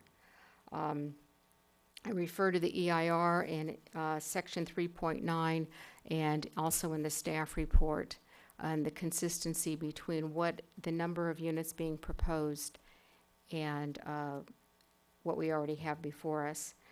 So there's many benefits to the residents throughout the entire city when we look at consistency with our open space elements, with our parks and trails. And I really commend everybody for working together on this and coming to a number that is more consistent with the character of the adjoining neighborhood. Remember, this is just a number. There is no approval of a project, and that is something that would be coming in the future. That's Great. my comments, Mayor. Great, thank you very much. One absolute truth is that everyone has been through it on this. I've lived this with you for a long time, and I appreciate the generosity of spirit and the kindness and the sometimes the assertiveness on behalf of everyone, especially the residents, the developers, the applicants, and most assuredly the staff and my council colleagues as well. This has been one for the ages, I think, and all of that to say that we want to get it right. We try to do it right the first time, and when we are getting close to right, we keep looking and keep digging. And from a community standpoint, this is how it works. I made quite a few comments back in June. I went through my thought analysis, and it hasn't really changed. I reviewed it all this time, and most of that was in preparation for reviewing and approving the environmental impact report, which the council did do back in June. We made a certain number of findings that I don't believe that anything has changed since then. We made a certain number of findings, and those findings were absolute then, and the only difference now is the reduction in the number of housing, which I view to be an accommodation point, not only by the applicant, but also by the community. We had many people back then speaking of the 53 units, and that was a discussion point. So from my standpoint, we've fairly vetted that, and the comments that were made inside the EIR I think are appropriate, and I assume that's why they were adopted by the council. One of the things that is important to me, and it was in the EIR and it's been in most of the iterations of the application process, is the requirement for this to be a balanced site. And balanced site for non-land use people means that the dirt stays on the property. It's reallocated, it's moved around. It does not get into very large trucks and drive through your neighborhood. It stays on its side of the line and gets put into a new place, and that's what balanced site means. The applicant has given us some assurances over not only this application, but prior iterations of that application that it would be a balanced site. I think your neighborhood, from everyone that I've talked to, would prefer to avoid what could be months and months and months of very large trucks full of dirt hauling in and out of that neighborhood. And because of that, I think that that's an absolute something that if we're going to move forward on this, and I'm hearing some consensus points, we'll get to motions in a moment, but if we're going to move forward on this, one of the things I'd like to do is to add in the requirement then that it be a balanced site. And I think that we can craft some language quickly on any resolution that we do as an added component of that to ensure that that occurs here tonight. I too agree that the staff report does a good job of sort of laying out my thoughts on the comparison between this project and the general plan. We're required to find certain consistencies between those two in making this finding, and I do those. I adopt the statements on pages 8 and 9 of the staff report. I also incorporate in my findings the provisions of the environmental impact report, including but not limited to section 3.9 that Councilwoman Genoway referenced as well. So with that, I think that sort of covers all of my thoughts on it. I don't need to go and reiterate them all tonight, but the truth is that what you have now being proposed is a 53 unit, which is a less dense alternative to Country View Estates, which is next door. It is smaller, it is less dense. And while we're not here talking about the actual terms of the development and other things, we've heard some things tonight that are intriguing about there being no gates and other things like that. I'm not making any rulings on that tonight, but I do note that the applicant seems to have heard not only the comments from the council, but the comments from the community, and is endeavoring and pointed in that direction. And I'm sure that the planning commissioners, when they hear this, will benefit from your input again. They certainly will benefit from the comments that they received from the council on multiple occasions now. And that will become something that you want to have as your next door neighbor. I think that's the fair thing to do. That's the right thing to do.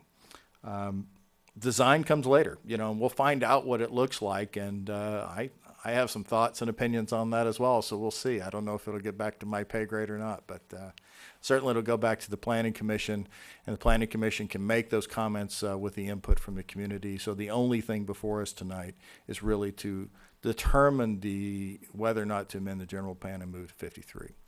With that understanding, I want to just make sure that we are clear on the staff report recommendation items, and those are 4 in nature. One was to hold the public hearing to receive testimony in the general plan amendment, and that was GPA 14-1. The zone change of 1402, so we've heard public comments on that. The tentative track map, which is TT 17433, the site development permit of SB 1207, the minor adjustment MA 1509, and the appeal of the related Planning Commission action on the project. So we've held that public hearing, and I think from my standpoint, it appears that we've satisfied the first requirement of our obligation tonight. The other one was to determine whether or not to adopt a resolution which would bear the number 2019-1275, which would be to approve the general plan amendment of GPA 14-01.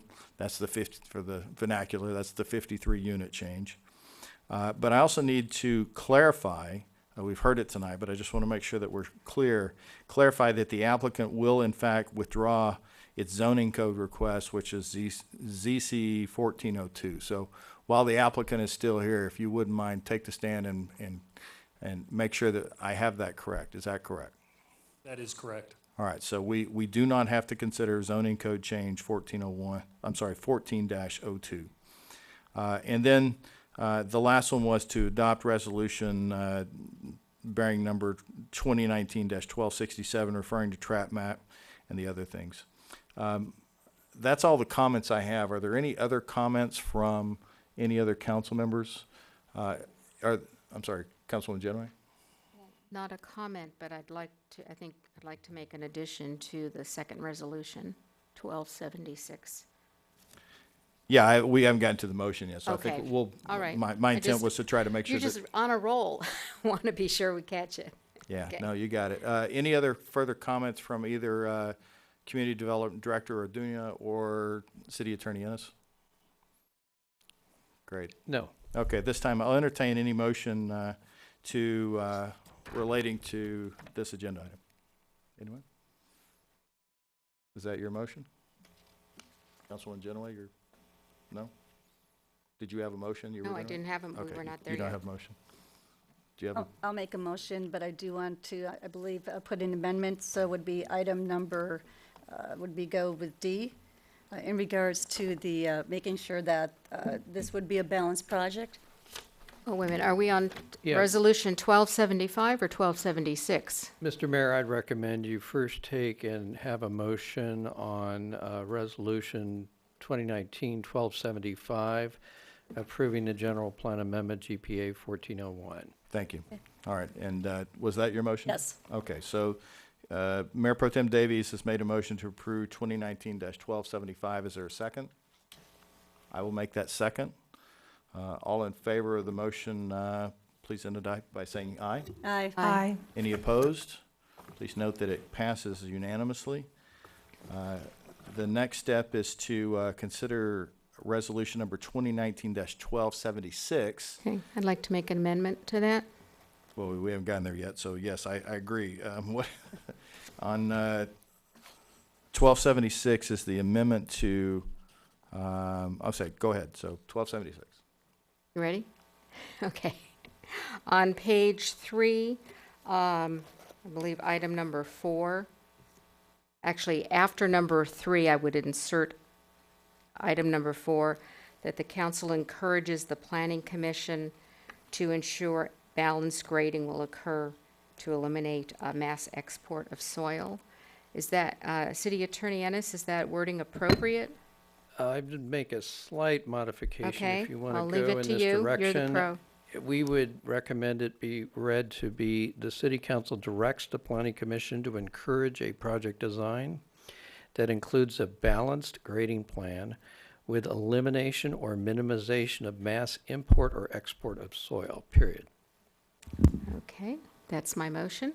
Okay, is there any comment on that? I'd second it Second it, so it's, with the amendment. the motion's made by Councilwoman Genoway, it's seconded by Mayor Pro Tem Davies. All in favor say aye. Aye. Aye. Aye. Any opposed? It passes unanimously.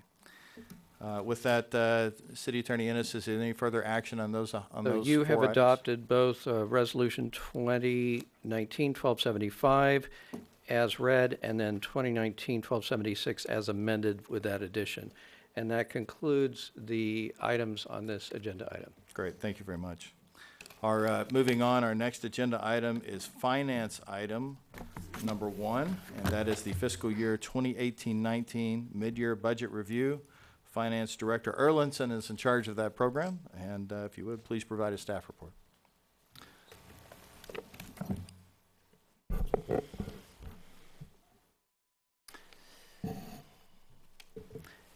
Good evening, Honorable Mayor, City Council members. Before you this evening is the fiscal year 2018-19 mid-year budget review.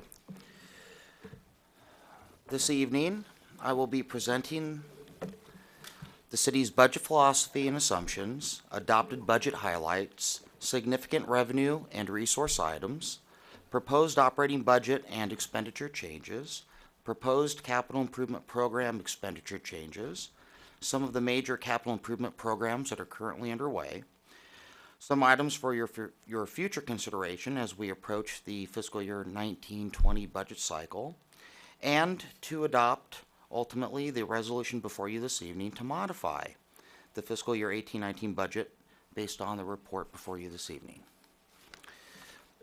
So as has been the case in the past, the city's budget philosophy and assumptions are centered around revenues and expenditures being balanced on a current basis, emphasizing a CIP program focused on streets and parks, and maintaining a $500,000 general fund contingency reserve.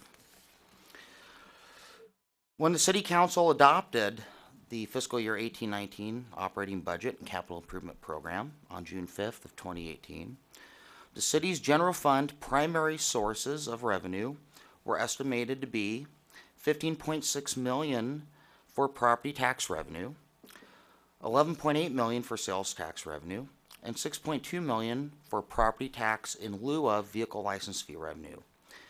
These three revenue sources are anticipated to increase or remain flat since the adoption of the 2018-19 budget, which you will see on the next slide. The city CIP budget for the current fiscal year is $29.9 million, the bulk of which pertains to construction of the Crown Valley Park Community Building. So as I noted on the previous slide, the general fund primary sources of revenue are anticipated to increase or remain flat.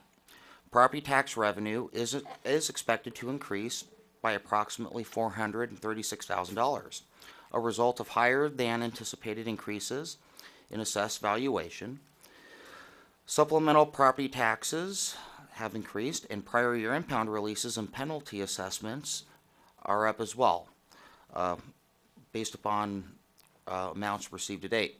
Sales tax revenues are expected to remain flat based upon actual revenues received to date and anticipated revenue through the balance of the fiscal year, which is developed in combination with staff evaluation and estimates received from our third-party sales tax consultant.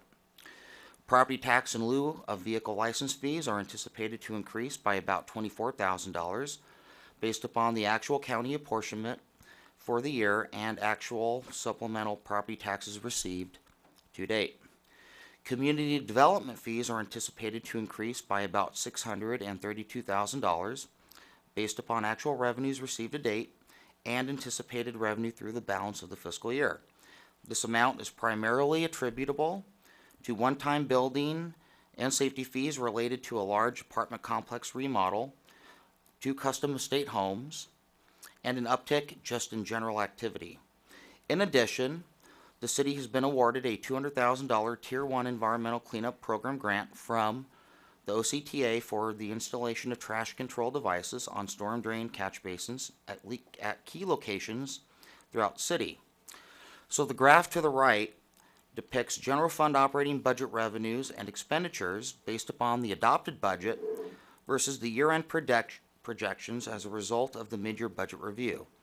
As you can see in both instances, we're doing very well, and general fund revenues exceed general fund expenditures.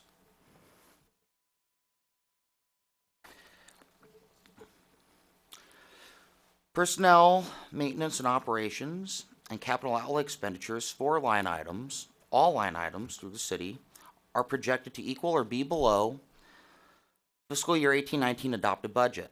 Line items that require additional appropriations can be adequately offset with those line items projected to be below budget, with the following exceptions. The first being public works in the street maintenance function. An appropriation of $299,000 from the general fund is required to offset a corresponding decrease in gas tax appropriations due to reduced gas tax fund revenues resulting from lower than anticipated fuel consumption, which we've seen statewide. What happened there? There we go.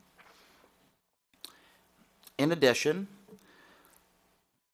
we're requesting a transfer of appropriations totaling $10,000 from the Public Works Slopes Maintenance Weed Abatement account to the Community Development Planning Function Weed Abatement account as a result of transferring monies from public weed abatement to private weed abatement, which community development would oversee.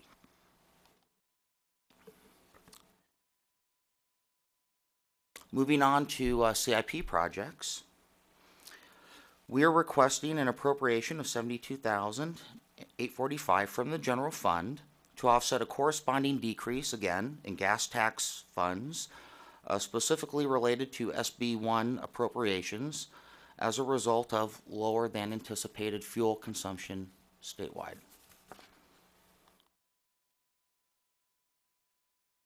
In addition, we're requesting an appropriation of $73.50 from the general fund to offset a corresponding decrease in Measure M local fair share revenues as projected by the OCTA.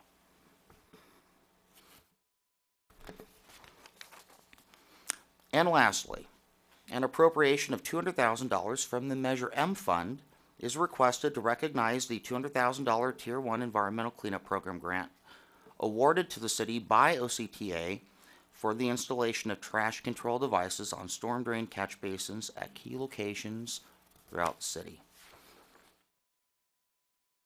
The city has a few major capital improvement programs currently underway, which include, but are not limited to, the Crown Valley Park Community Building, our fiscal year 2018-19 arterial paving program, and the residential paving program. The following items are topics that the City Council will be considering as part of the fiscal year 19-20 budget process.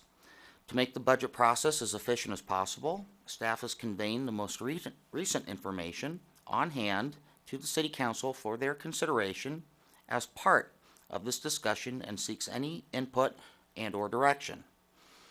The first issue of note is that the City has received the first cost estimate from the Orange County Sheriff's Department for the fiscal year 19-20 police services contract. As of the date of this staff report, the OCSD Administrative Service Command estimates that the contract cost year over year may increase by 2.64%, or approximately $388,000. Historically, the first estimate received is higher than what the final contract cost ultimately may end up costing the city. A more refined cost increase will be presented to the City Council as part of the budget workshop, which is anticipated to be held in May of 2019. Lastly, the city's CalPERS employer rates for its three-tiered pension program will increase from fiscal year 18-19 to fiscal year 19-20, a result of CalPERS' decision to lower the discount rate from 7.5% to 7%. As such, the city's cost for retirement benefits will increase during fiscal year 1920. So the table that you see on the screen represents the rate increases for each tiered program. And we are actually doing very well compared to our neighboring cities.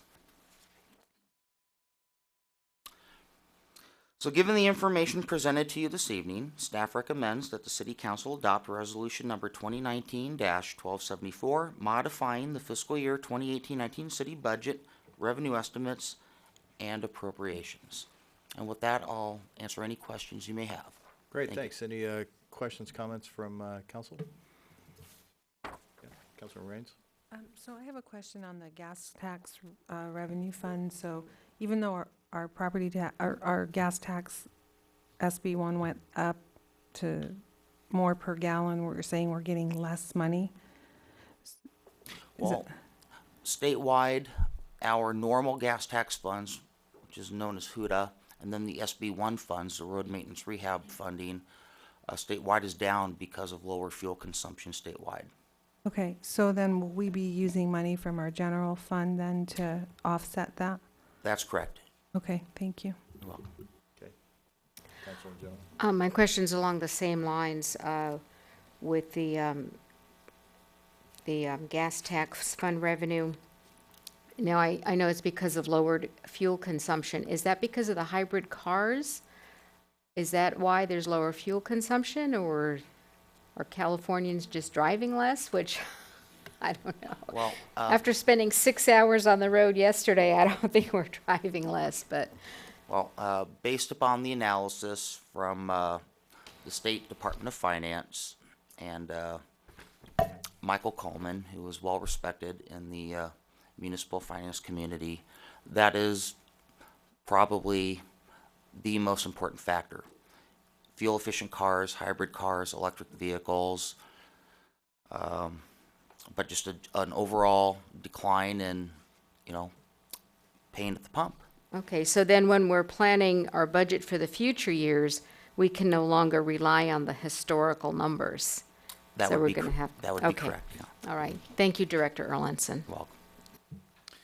Thank you. Any other questions, comments? Can I, seeing none, hearing none, can I have a motion to adopt Resolution 2019-1274, modifying fiscal year 2018-19 city budget revenue estimates and appropriations?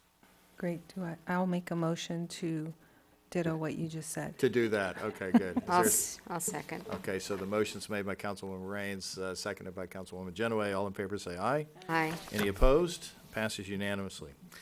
Our next item stays with Director Erlandson, and it is finance item number 2, and that's the presentation on funding options for the city's CalPERS retirement plan. Thank you, Mr. Mayor. Thank you. Staff was tasked with researching the feasibility of establishing an irrevocable trust for the city's CalPERS retirement plans as part of the Finance Department's fiscal year 2018-19 key projects and future initiatives.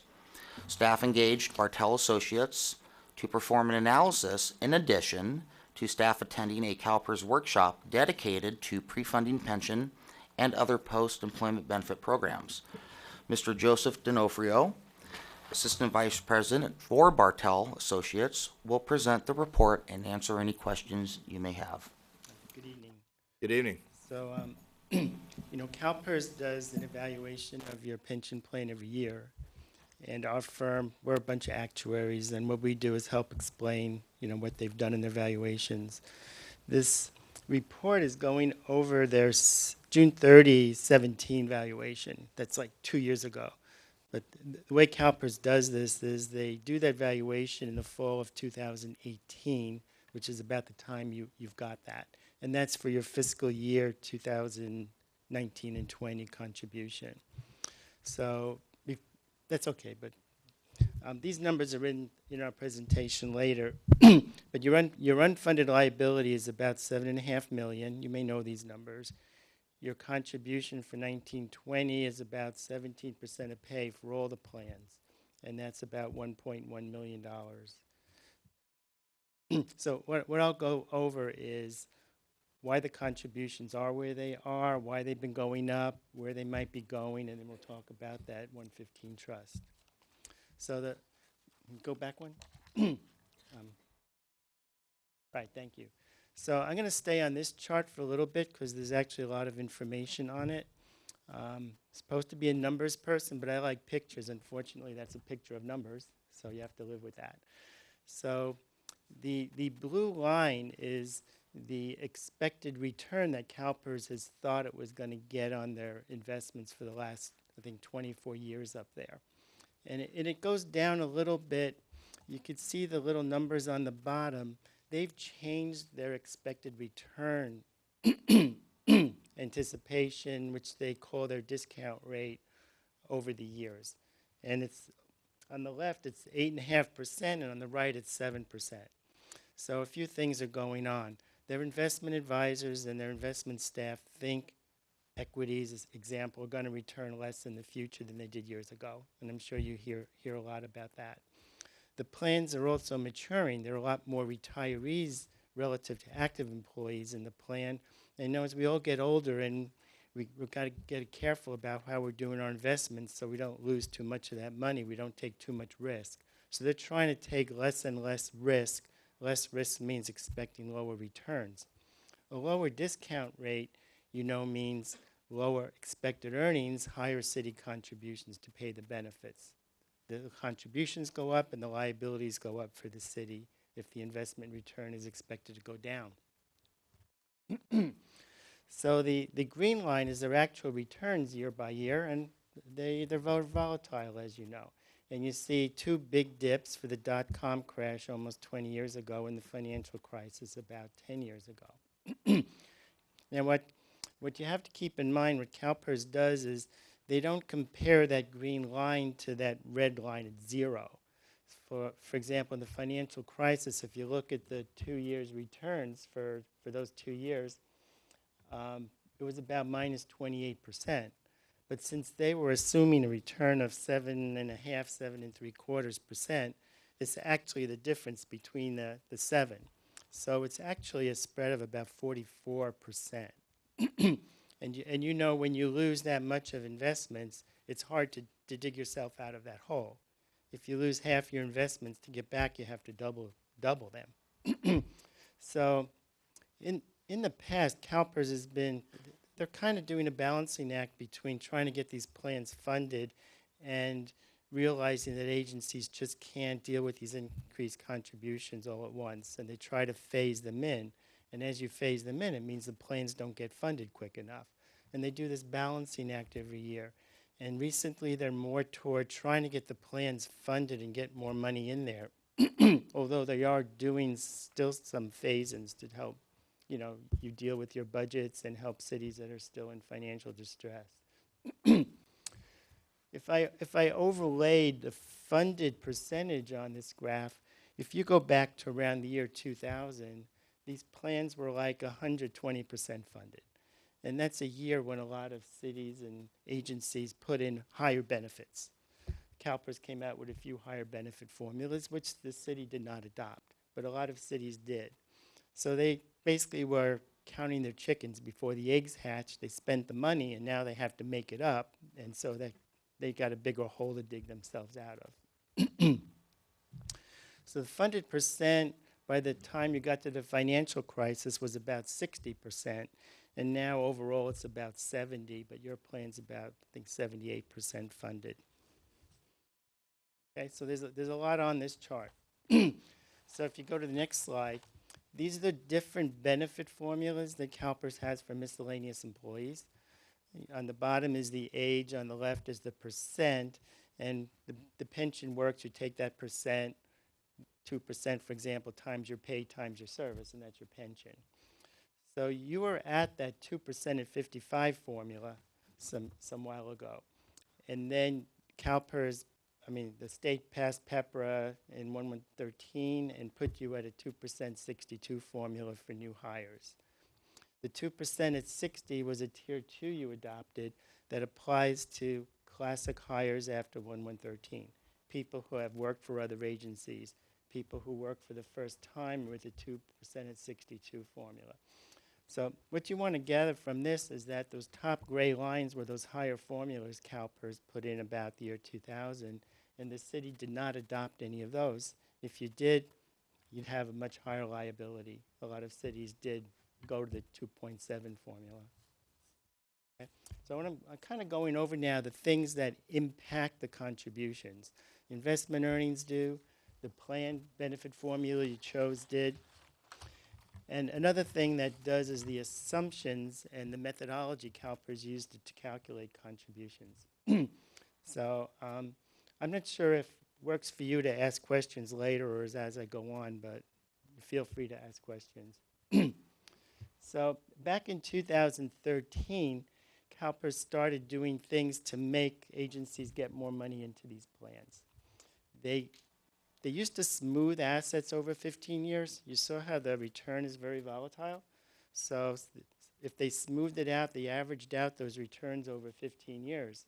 So that, you know, if 1 year was bad, 1 year was good, they kind of balanced each other out over the long term, and it wouldn't impact your contributions dramatically year to year. They got rid of that. They're no longer smoothing the assets since 2013. And one of the reasons is that with the accounting requirements that were changed back then, use market value of assets and not a smooth value. They used to have an amortization payment that was 30 years, and it was 30 years this year, and 30 years next year, and 30 years the year after that. It was a rolling amortization period for the unfunded liabilities you were paying off. It's like having a house mortgage, and this year it's 30, next year it's not 29, it's still 30. It never gets paid off.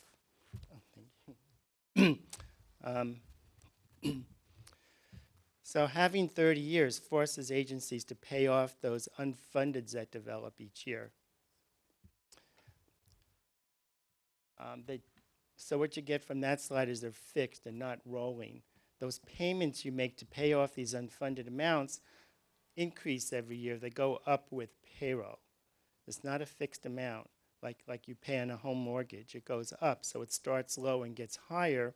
And with these long amortization periods, it wasn't even paying off the interest on the loan. And they wanted to get rid of that. They haven't done that yet, but they will do that soon. The 5-year ramp up means if you have a new element of unfunded liability, and where does that come from?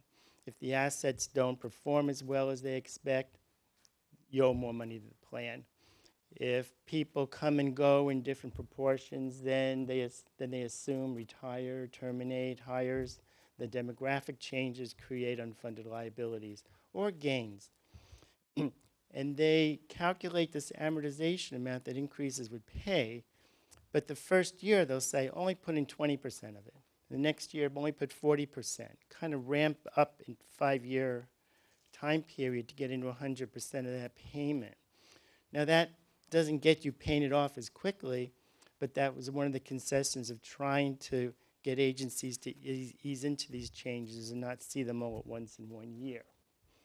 Okay, so these are some changes they made a few years ago, and these impacted your current contribution rates.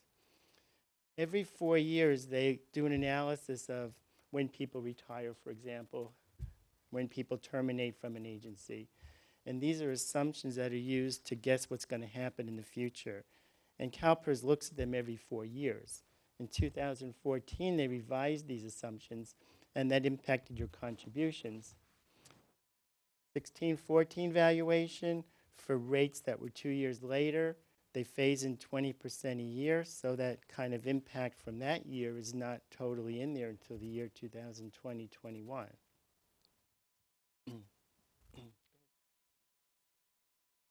So another thing you might remember they did is they changed the discount rate again a couple of years ago. So they said they were at 7.5, and they're going down to 7 because they want to be more conservative and don't expect returns to be as high as they have been. So, and again, those are phased in over 5 years. So for the 6/30/17 valuation we're looking at, they're now at the 7.25%, makes numbers look bigger. And that's going to impact 1920, and it's going to be fully phased in 5 years later. Next year, the 6/30/18 valuation, which they're going to work on this year, it's going to go down to 7%. And they changed the assumptions again because 2017, actually it's 3 years since 2014, but they did this 4-year study a little early. Okay. So having said all that, this is what your contributions have looked like for the last 5 years. The 12.1% of pay for 15-16 and 19-20 for all the plans is 16.9%. The light green line is the normal cost. The normal cost is the annual cost for the employees who are working. You're kind of accruing and funding for their benefit that they're going to get when they retire. The difference between the dark and the green line and the light green line is you're paying off that unfunded, that mortgage. And it's going up from the total 12.1, 12.7 to 16.9. And it's been going up because of those 5-year phase-ins of things. It could have been almost 16.9 4 years ago. But the reason you're seeing going up now is CalPERS is phasing in things that they did a few years ago. And for the last 2, you have these discount rate decreases I just talked about are built in there too. Okay, so what CalPERS has on their plate to make more changes in the methodology. They have something called a risk mitigation strategy. So they're realizing they have lots and lots of retirees in the plan. They, not too long ago they had over 2 actives for every retiree. It's soon going to be 1. And they want to get more conservative in their investments. They wanted to go down. They wanted to put more money in fixed income, go down to a 6% or 6.5% return on assets, more conservative. If they went to a 6.5% discount rate now, you'd see your contributions go way up. So again, they're kind of, let's not spring it all up on agencies all at once.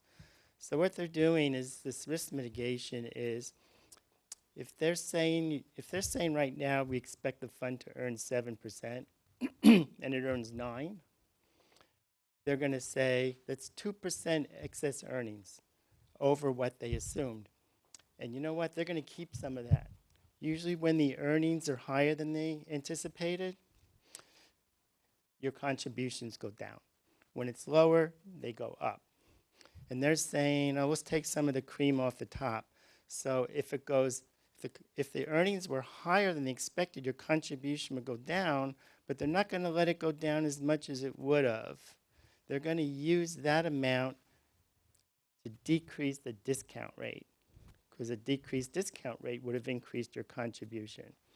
So they're phasing into this painful thing gradually by not increasing your contribution, but by not letting it decrease as much as it could have.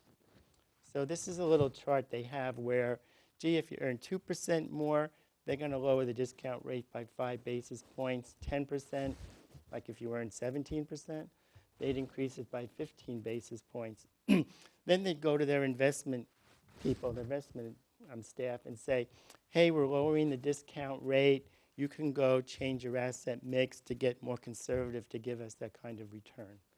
Ultimately, we think this is going to bring it down to 6% over a little more than 20 years. So it's a less painful way of getting there, although maybe, it might have been sense to go right down and do it all at once, but there's a lot of agencies that just can't afford the increased contribution right now. So that's why they're phasing this in. So what we do is we do a stochastic analysis looking into the future. Go back one. Okay. So we run about 1,000 economic trials of different scenarios going forward and see what impact they would have on the contributions and the liability. So, like I said, if the return is higher than expected, the discount rate will be lowered. So this is kind of a graph of our projections, our stochastic projections, saying that the discount rate going down to 6% maybe in about 20 years. The bars are percentiles. So the numbers on the top and the bottom, if you look at 6/30/23, the median return was 6 3/4, but there was a 50% chance it would be between 6.65 and 6.85. And it's the ones that are above the discount rate that are helping to bring that line down. Okay, so our projections do take into account this risk mitigation strategy. Excuse me. Go ahead. Okay, so now the CalPERS is also going to make some amortization changes. So they're no longer going to give you a percent of, and this is only going to apply in the 6/30/19 valuation for 2021 and 21-22 and later contributions. For new unfunded layers that are established, they're not going to amortize that as a percent of payroll. It's going to be a fixed dollar amount. So it's going to start higher. They're not going to change the old ones that still exist. And they're going to amortize gains and losses, means like those investment gains and losses, over a shorter period of time. And this business about ramping it up and down, they threw that out except for investment gains and losses. So like if they made a discount rate change, it would impact your contribution immediately. It wouldn't phase in 1/5 every year. They left it in for investment gains and losses because they're still trying to have 1 year offset the other year, the pluses and minuses, so it isn't, contribution isn't terribly volatile. Okay, so we saw some things they did that increased the funding rate, and now we see some things that are coming down the pike in a couple years that are going to do that even more. Okay, so in 6/30/17, all the plans, you had 88 actives, and you had 43 retirees. And 59 plus 83, you had 142 people who were working at other agencies or just terminated out of CalPERS. Okay. Your liability on June 30, 17 is $34.3 million. The retiree is about almost half of that amount, 44%. The assets were 26.8, the unfunded was 7.5, you're 78% funded. Last valuation, 6/30/16, it was 76% funded. It went up because the return for 16/17 was 11.2. This is the major reason. It was higher than their assumption, which was like 7.375. So there was an investment gain that year. Okay, so the first column here is what you just saw on the other slide.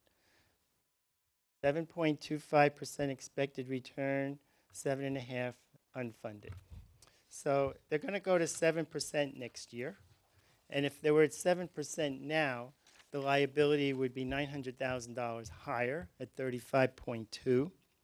That's less than 3% higher, but it's still $900,000. But the unfunded went up percentage-wise by 12% because you have the leveraging of the assets, which didn't change. Eventually, if we get to 6%, if you had 6% now, it would have been 40.2 million. You would have been, like $6 or $7 million more unfunded. It would be 2/3 funded. Lower return means more money has to come from the city. And that's where they're headed. Okay. So that the 16.9% of pay is where you are now. And you're going to continue going up, maybe in 10 years, to 26% of pay. And that's, again, that's the phase-ins that you see happening that are coming into your contribution. And it's this risk mitigation policy that we're impacting in there. And we do assume new hires, a lot of them will be pepper people with a lower benefit. So that's about 9.2 percentage points higher than 16.9. The next slide just breaks those percentages up into what I said was the normal cost and the amortization to pay off the unfunded. So the green line is the same as the prior slide. The light brown or orange line is your normal cost for actives. That stays relatively flat at 10%. The darker reddish oranges or reddish line are your payments to the unfunded, and they're going up because of that ramp up. The next slide has it in dollars. So right now for 1920, it's 1 million, almost 1.1 million. and in 10 years it's going to double to 2.2 million. These are 50th percentiles, the most likely scenario from our 1,000 trials. So the next one is, okay, go out maybe 30 years. So it doesn't go up forever because you start to pay off that mortgage, and all you're going to be left with eventually is the normal cost you're paying. And you could cross your fingers, CalPERS is not going to, there's not going to be any terrible downturns, there's not going to be major assumption changes, and you pay off your unfundeds and you start to see the light. But until then, it's going to go up maybe for the next 10, 12 years. So this projects as the most likely funded status. So in about 20 or so years, the most likely scenario at that point is that you'll be 100% funded. But we're getting over 100% funded after that. And why is that? So remember, some of these scenarios anticipate good earnings. And if you had good earnings, your contribution goes down. But CalPERS under Pepper said you always have to pay that normal cost. You don't care how well funded you are, you always have to pay the normal cost contribution. And that's going to get the plan additionally funded. And that's one of the things, keep in mind when we talk about a 115 trust, that'll maybe help you control that. You know, that's a good scenario someday if the plan's 100% funded, if returns are great. But you don't want to get it too much funded if you can control that. Okay, so now we'll talk about these different ways of funding the plan. So let's say you had $500,000 for the next 5 years every year that you could put in the plan. Well, you can write a check to CalPERS and say, here's some extra money, put it in the plan. What would that do? It would lower your unfunded liability by the $2.5 million. It would lower your contribution. But you'd still be subject to whatever CalPERS wanted to do with that contribution later. Assumption changes and discount rate changes. So to the extent the contribution has been volatile and will continue to be volatile, you haven't gotten rid of that. Maybe that's okay. You brought the lines down, but they're still kind of volatile. If you give the money to CalPERS, they say they can earn about 7% on it. That's not bad. You're paying off your mortgage, so you don't have to pay them the interest anymore. A couple ways of doing that is you look at the bases you're paying off. Some are short and some are long. If you pay off the short ones, it impacts your contributions sooner because you're paying off the money you owe now. If you pay off the longer ones, it delays the impact on your contribution, but you wind up paying off more of the earnings because there's interest accruing for many, many years in the longer payments.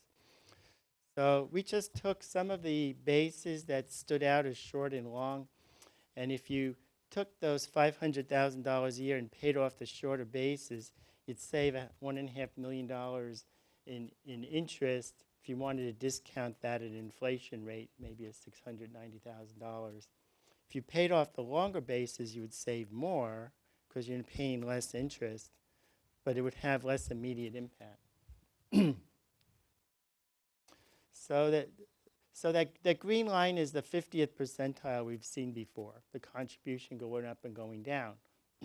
So the red line is if you paid the short bases off, it'd bring down the contribution more now, and if you paid the long bases off, it'd bring it down later. Okay, so what if you don't give the money to CalPERS? You just set up a 115 trust. CalPERS is developing their own, which they told you would be available in the fall maybe, right? So let's say you don't give the money to CalPERS. You put it in another trust. It has to be used to fund the pension plan, but you have control over it. You could give it to CalPERS when you feel like it. So let's say you invested more conservatively than CalPERS, and it earns 5%. And what I have here is, let's say, target contribution rate. What I mean by that is, let's say you feel that 22% of pay is what you can budget. You could put in the $2.5 million. You could budget 22%, but boy, you'd hate for it to go to 30%. So let's go ahead, maybe we'll come back to this one, okay? So that green line again is what you've seen before. It's that 50th percentile of contribution going up and down. So what if you said, I'm going to put $2.5 million in this trust. It's going to earn 5%. And you know, I'm not going to give it to CalPERS. I'm just going to leave it there. And when CalPERS knocks on my door and says I have to give them 23%, well, I'm just going to give them 22% out of our city assets general fund, and I'm going to take that 1% out of that 115 trust. So that's called rate stabilization.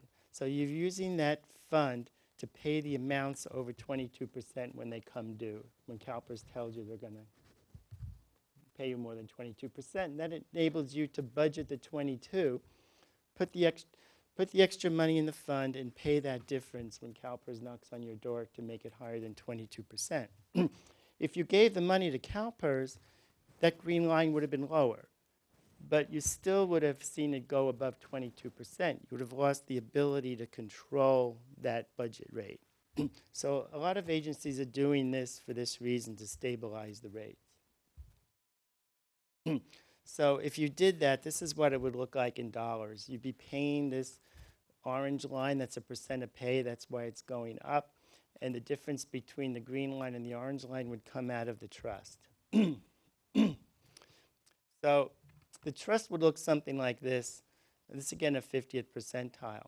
So you put the 500,000 in there for 5 years, it builds up to 2.7, you start using it, and by the time that came back down to 22%, you still had $455,000 in this trust.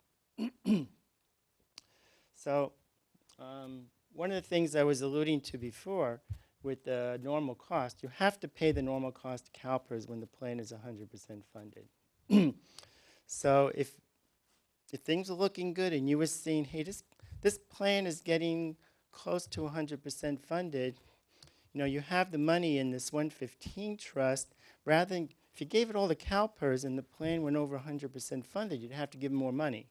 If you had the money in the trust, separate trust, the plan wouldn't be as well funded so quickly if you just looked at CalPERS assets, but when they got to 100%, you could pay those normal costs from that 115 trust and not dig into the city's assets to pay it. So that's maybe another reason why having a 115 trust is good. Questions? Is that it? Oh, I could go on, but I'm absolutely certain that you could. That's there's a lot of detail in that. I really appreciate you digging in on it. It makes me feel better that we have you at the helm of that analysis and not me. So we can understand it, but I really do appreciate it. So thank you very much.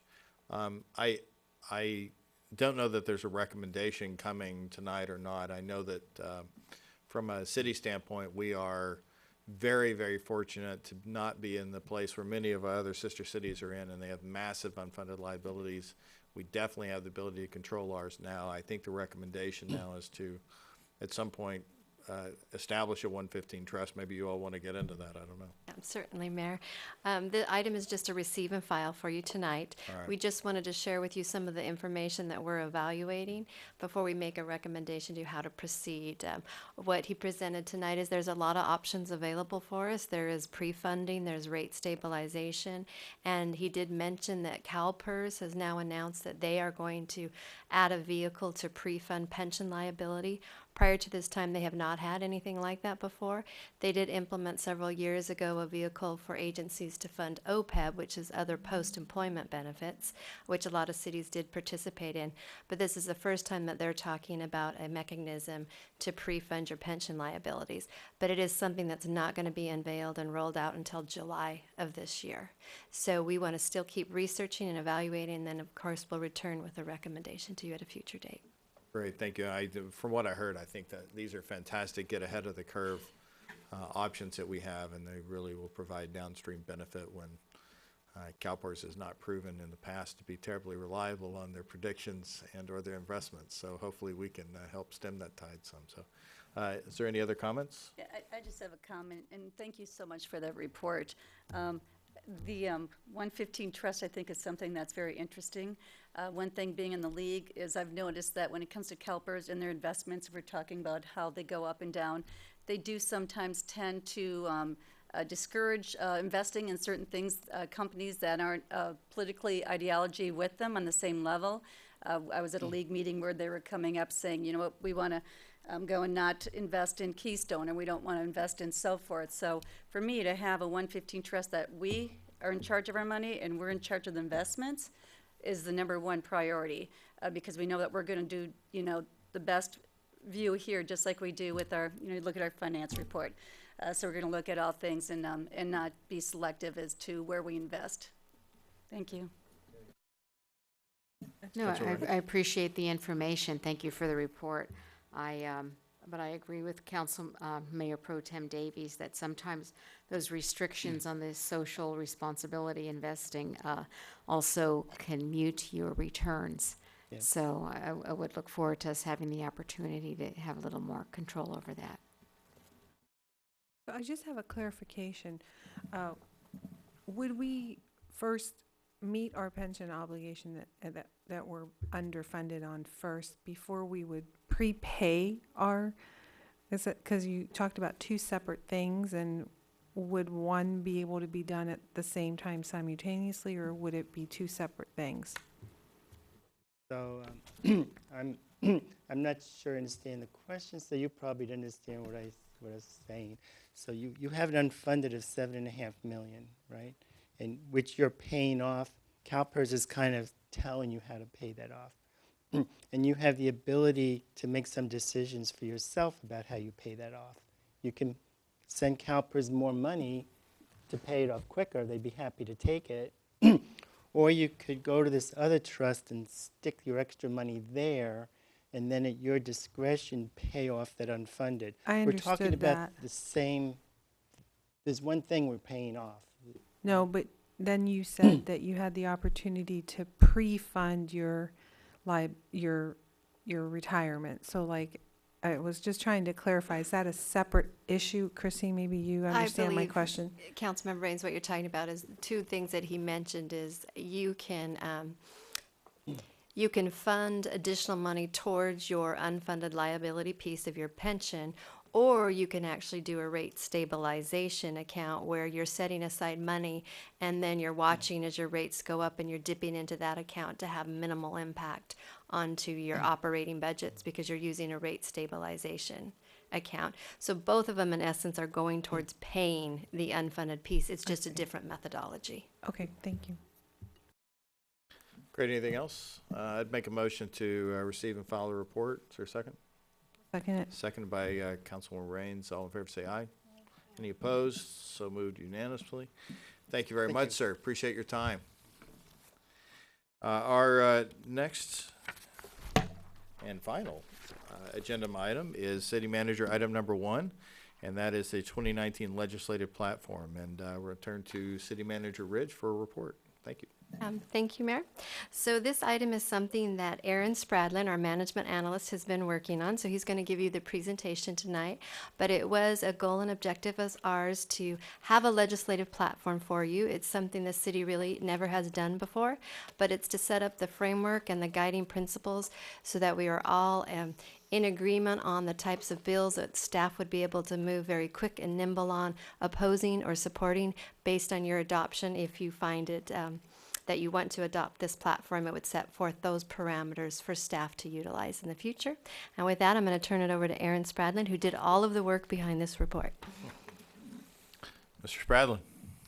Thank you, Honorable Mayor and council members.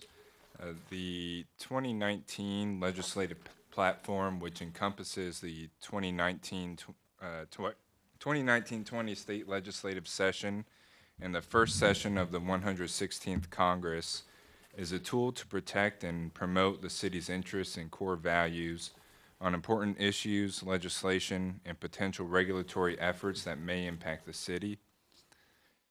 The legislative platform provides broad policy direction to staff, which will be used by the city manager's office to evaluate legislation and regulatory efforts, determine whether action is needed, and implement said action.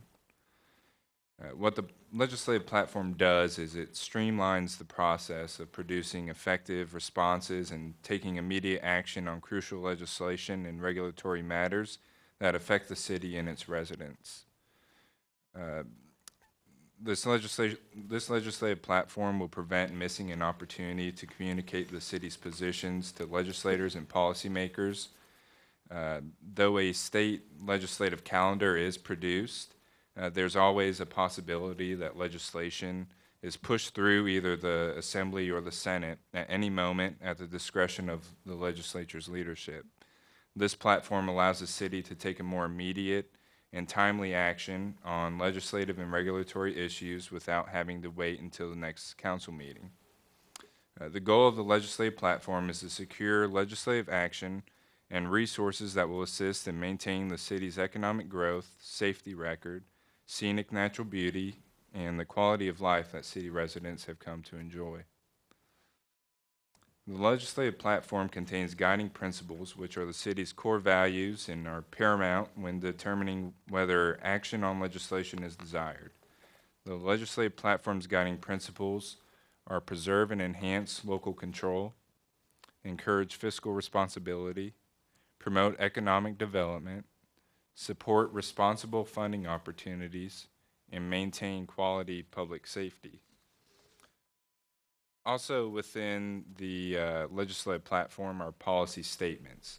These state the city's positions on issues which the city has previously indicated concern for or taken action upon.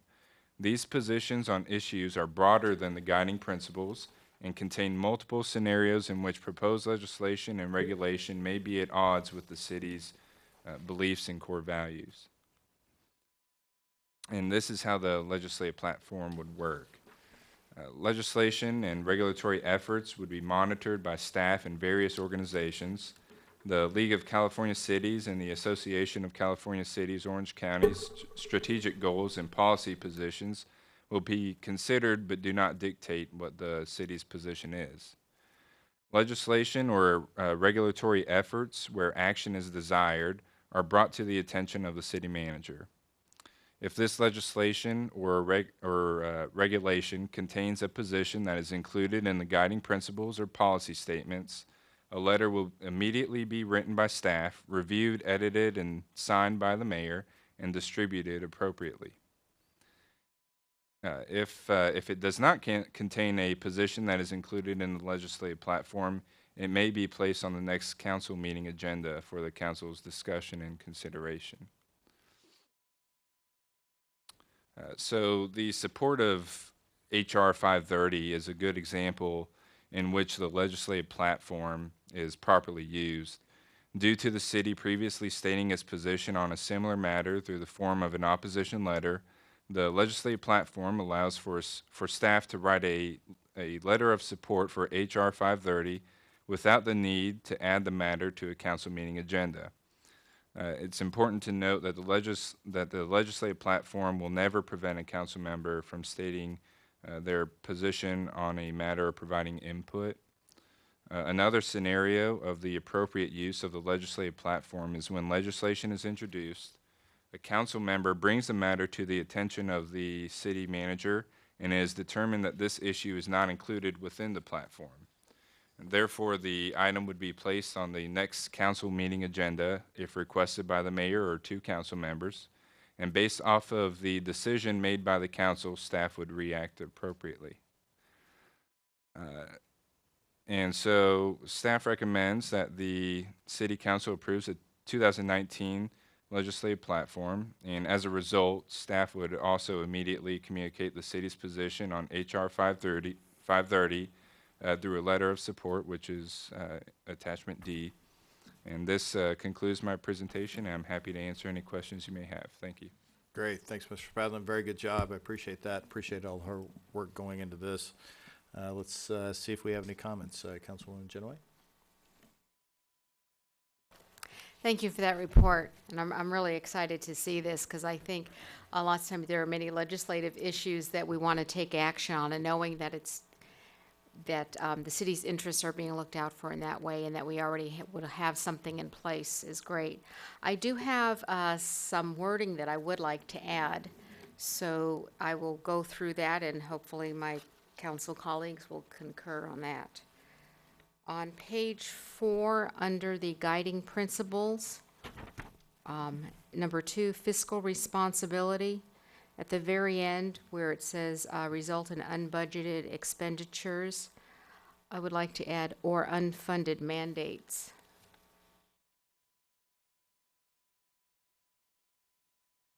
And then on the next page, under policy statements, under local control, at the bottom, add another bullet point for local control that somewhat mirrors the one right above it, but from regarding state efforts. Oppose state efforts that would bypass local ordinances.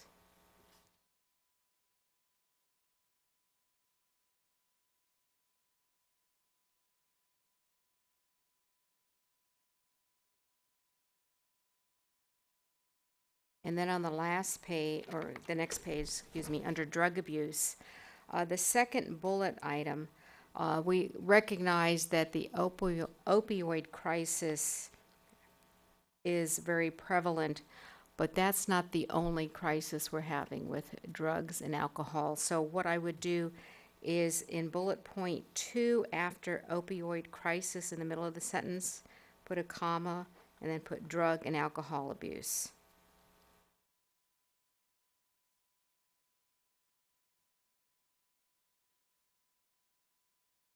And then add a final bullet point, because a concern that we have, those of us who work with teens and listening to parents and school administrators, is also the vaping that's taking place with our teenagers. And so add a final bullet point, support, I'm trying to read my own writing, it's kind of difficult. Support efforts to eliminate access to vaping by underage youth. So those are my suggestions, and I hope to have concurrence from my council colleagues. I appreciate those. I don't have any objection to those at all. In fact, I think they're good. They're good additions. They're certainly in keeping with this. So I appreciate you adding those. Any other further comments from Councilwoman Raines? No, the only thing I would want to know is that when you were to send any kind of communication, you would automatically send something to us letting us know that you did that?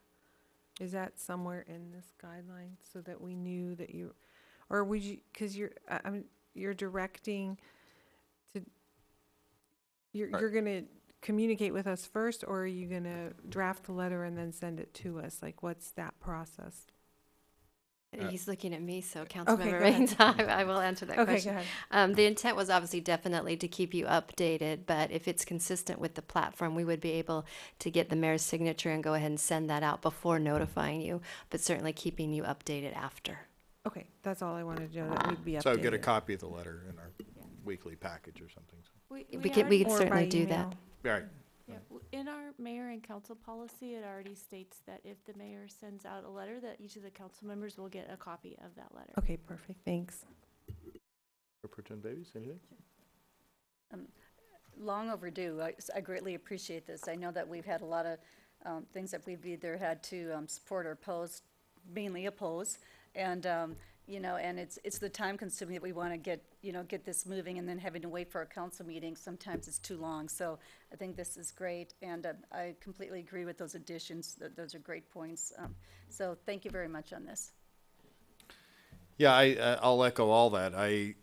You know, we talk a little bit up here. In fact, we talk a lot about the Laguna Niguel Way, that we just seem to do things differently and have a different view on the world from legislation, and here it is in writing. I mean, I think if every municipal organization, county and state and the union would adopt similar policies, it would be a whole lot easier to get done. So this is good. I think it streamlines our ability to act swiftly.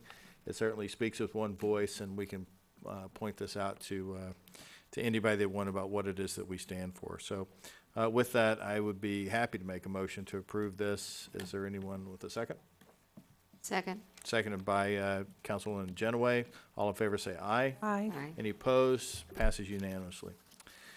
With that, that concludes our agenda items. So now we'll move on to other business and council reports. So I will start with council colleagues. Councilwoman Genoway. I will keep it very short. Just to let you know that Mayor Pro Tem Davies and I had coordinated the bullying prevention workshop for the middle school students, and it was very worthwhile for those students that attended. They learned the tools to be able to communicate and to prevent themselves from becoming targets, or also to help their friends and to be the backup buddy. We will also have another bullying prevention workshop on the 26th of February, and that's for younger students, grades 2 to 4. So I encourage all parents to sign up their children, and they will learn some great communication tools. And that's it, Mayor. Great, thank you. Councilman Raines. I have nothing. Oh, bless you. Mayor Pro Tem Davies. I'll just piggyback on that. I don't know if you said the date, but it's February 26th next week, and I believe the time is 6 to 7:30. Is that correct? So. Chief? I believe registration starts at 6, and I think the program starts at 6:30.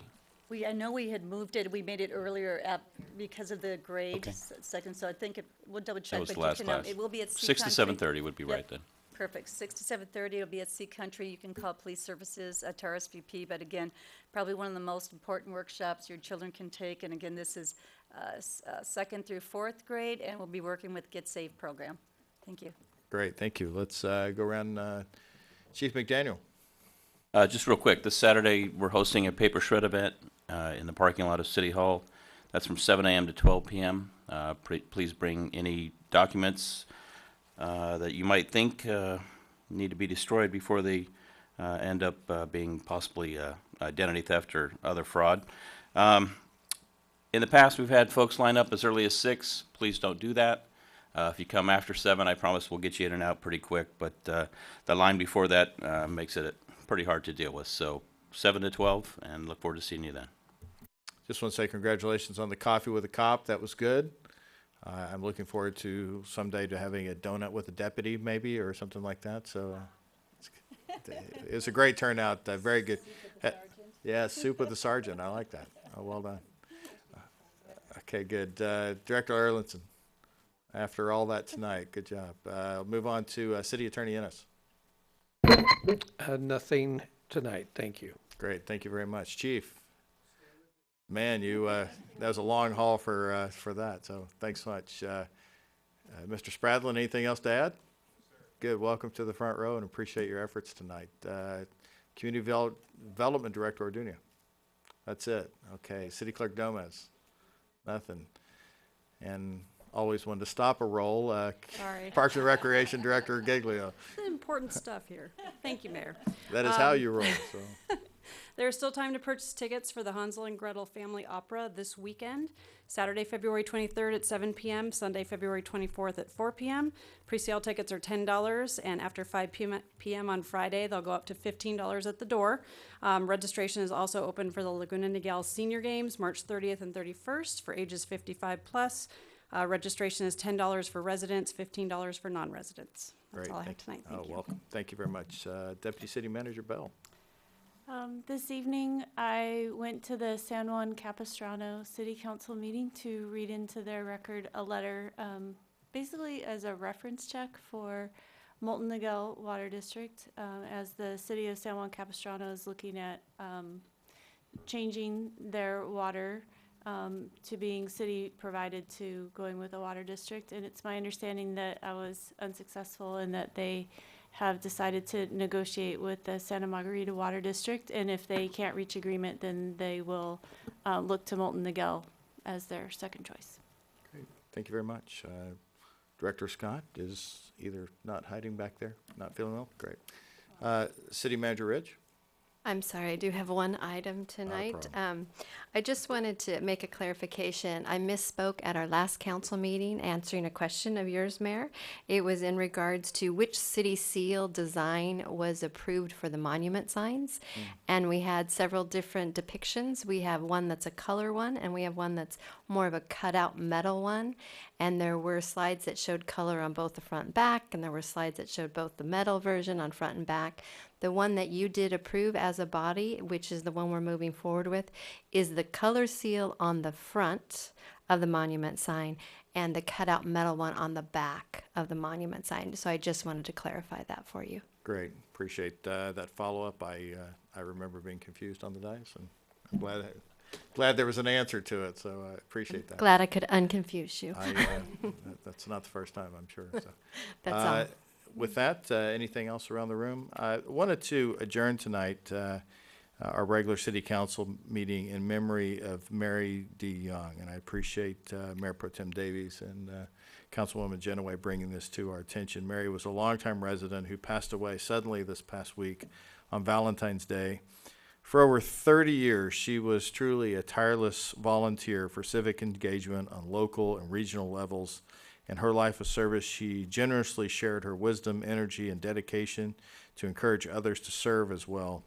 On behalf of the entire City Council and the City of Laguna Niguel, we extend our heartfelt condolences to the Young family. And in her memory, we are now adjourned at 9:52 p.m. Thank you very much.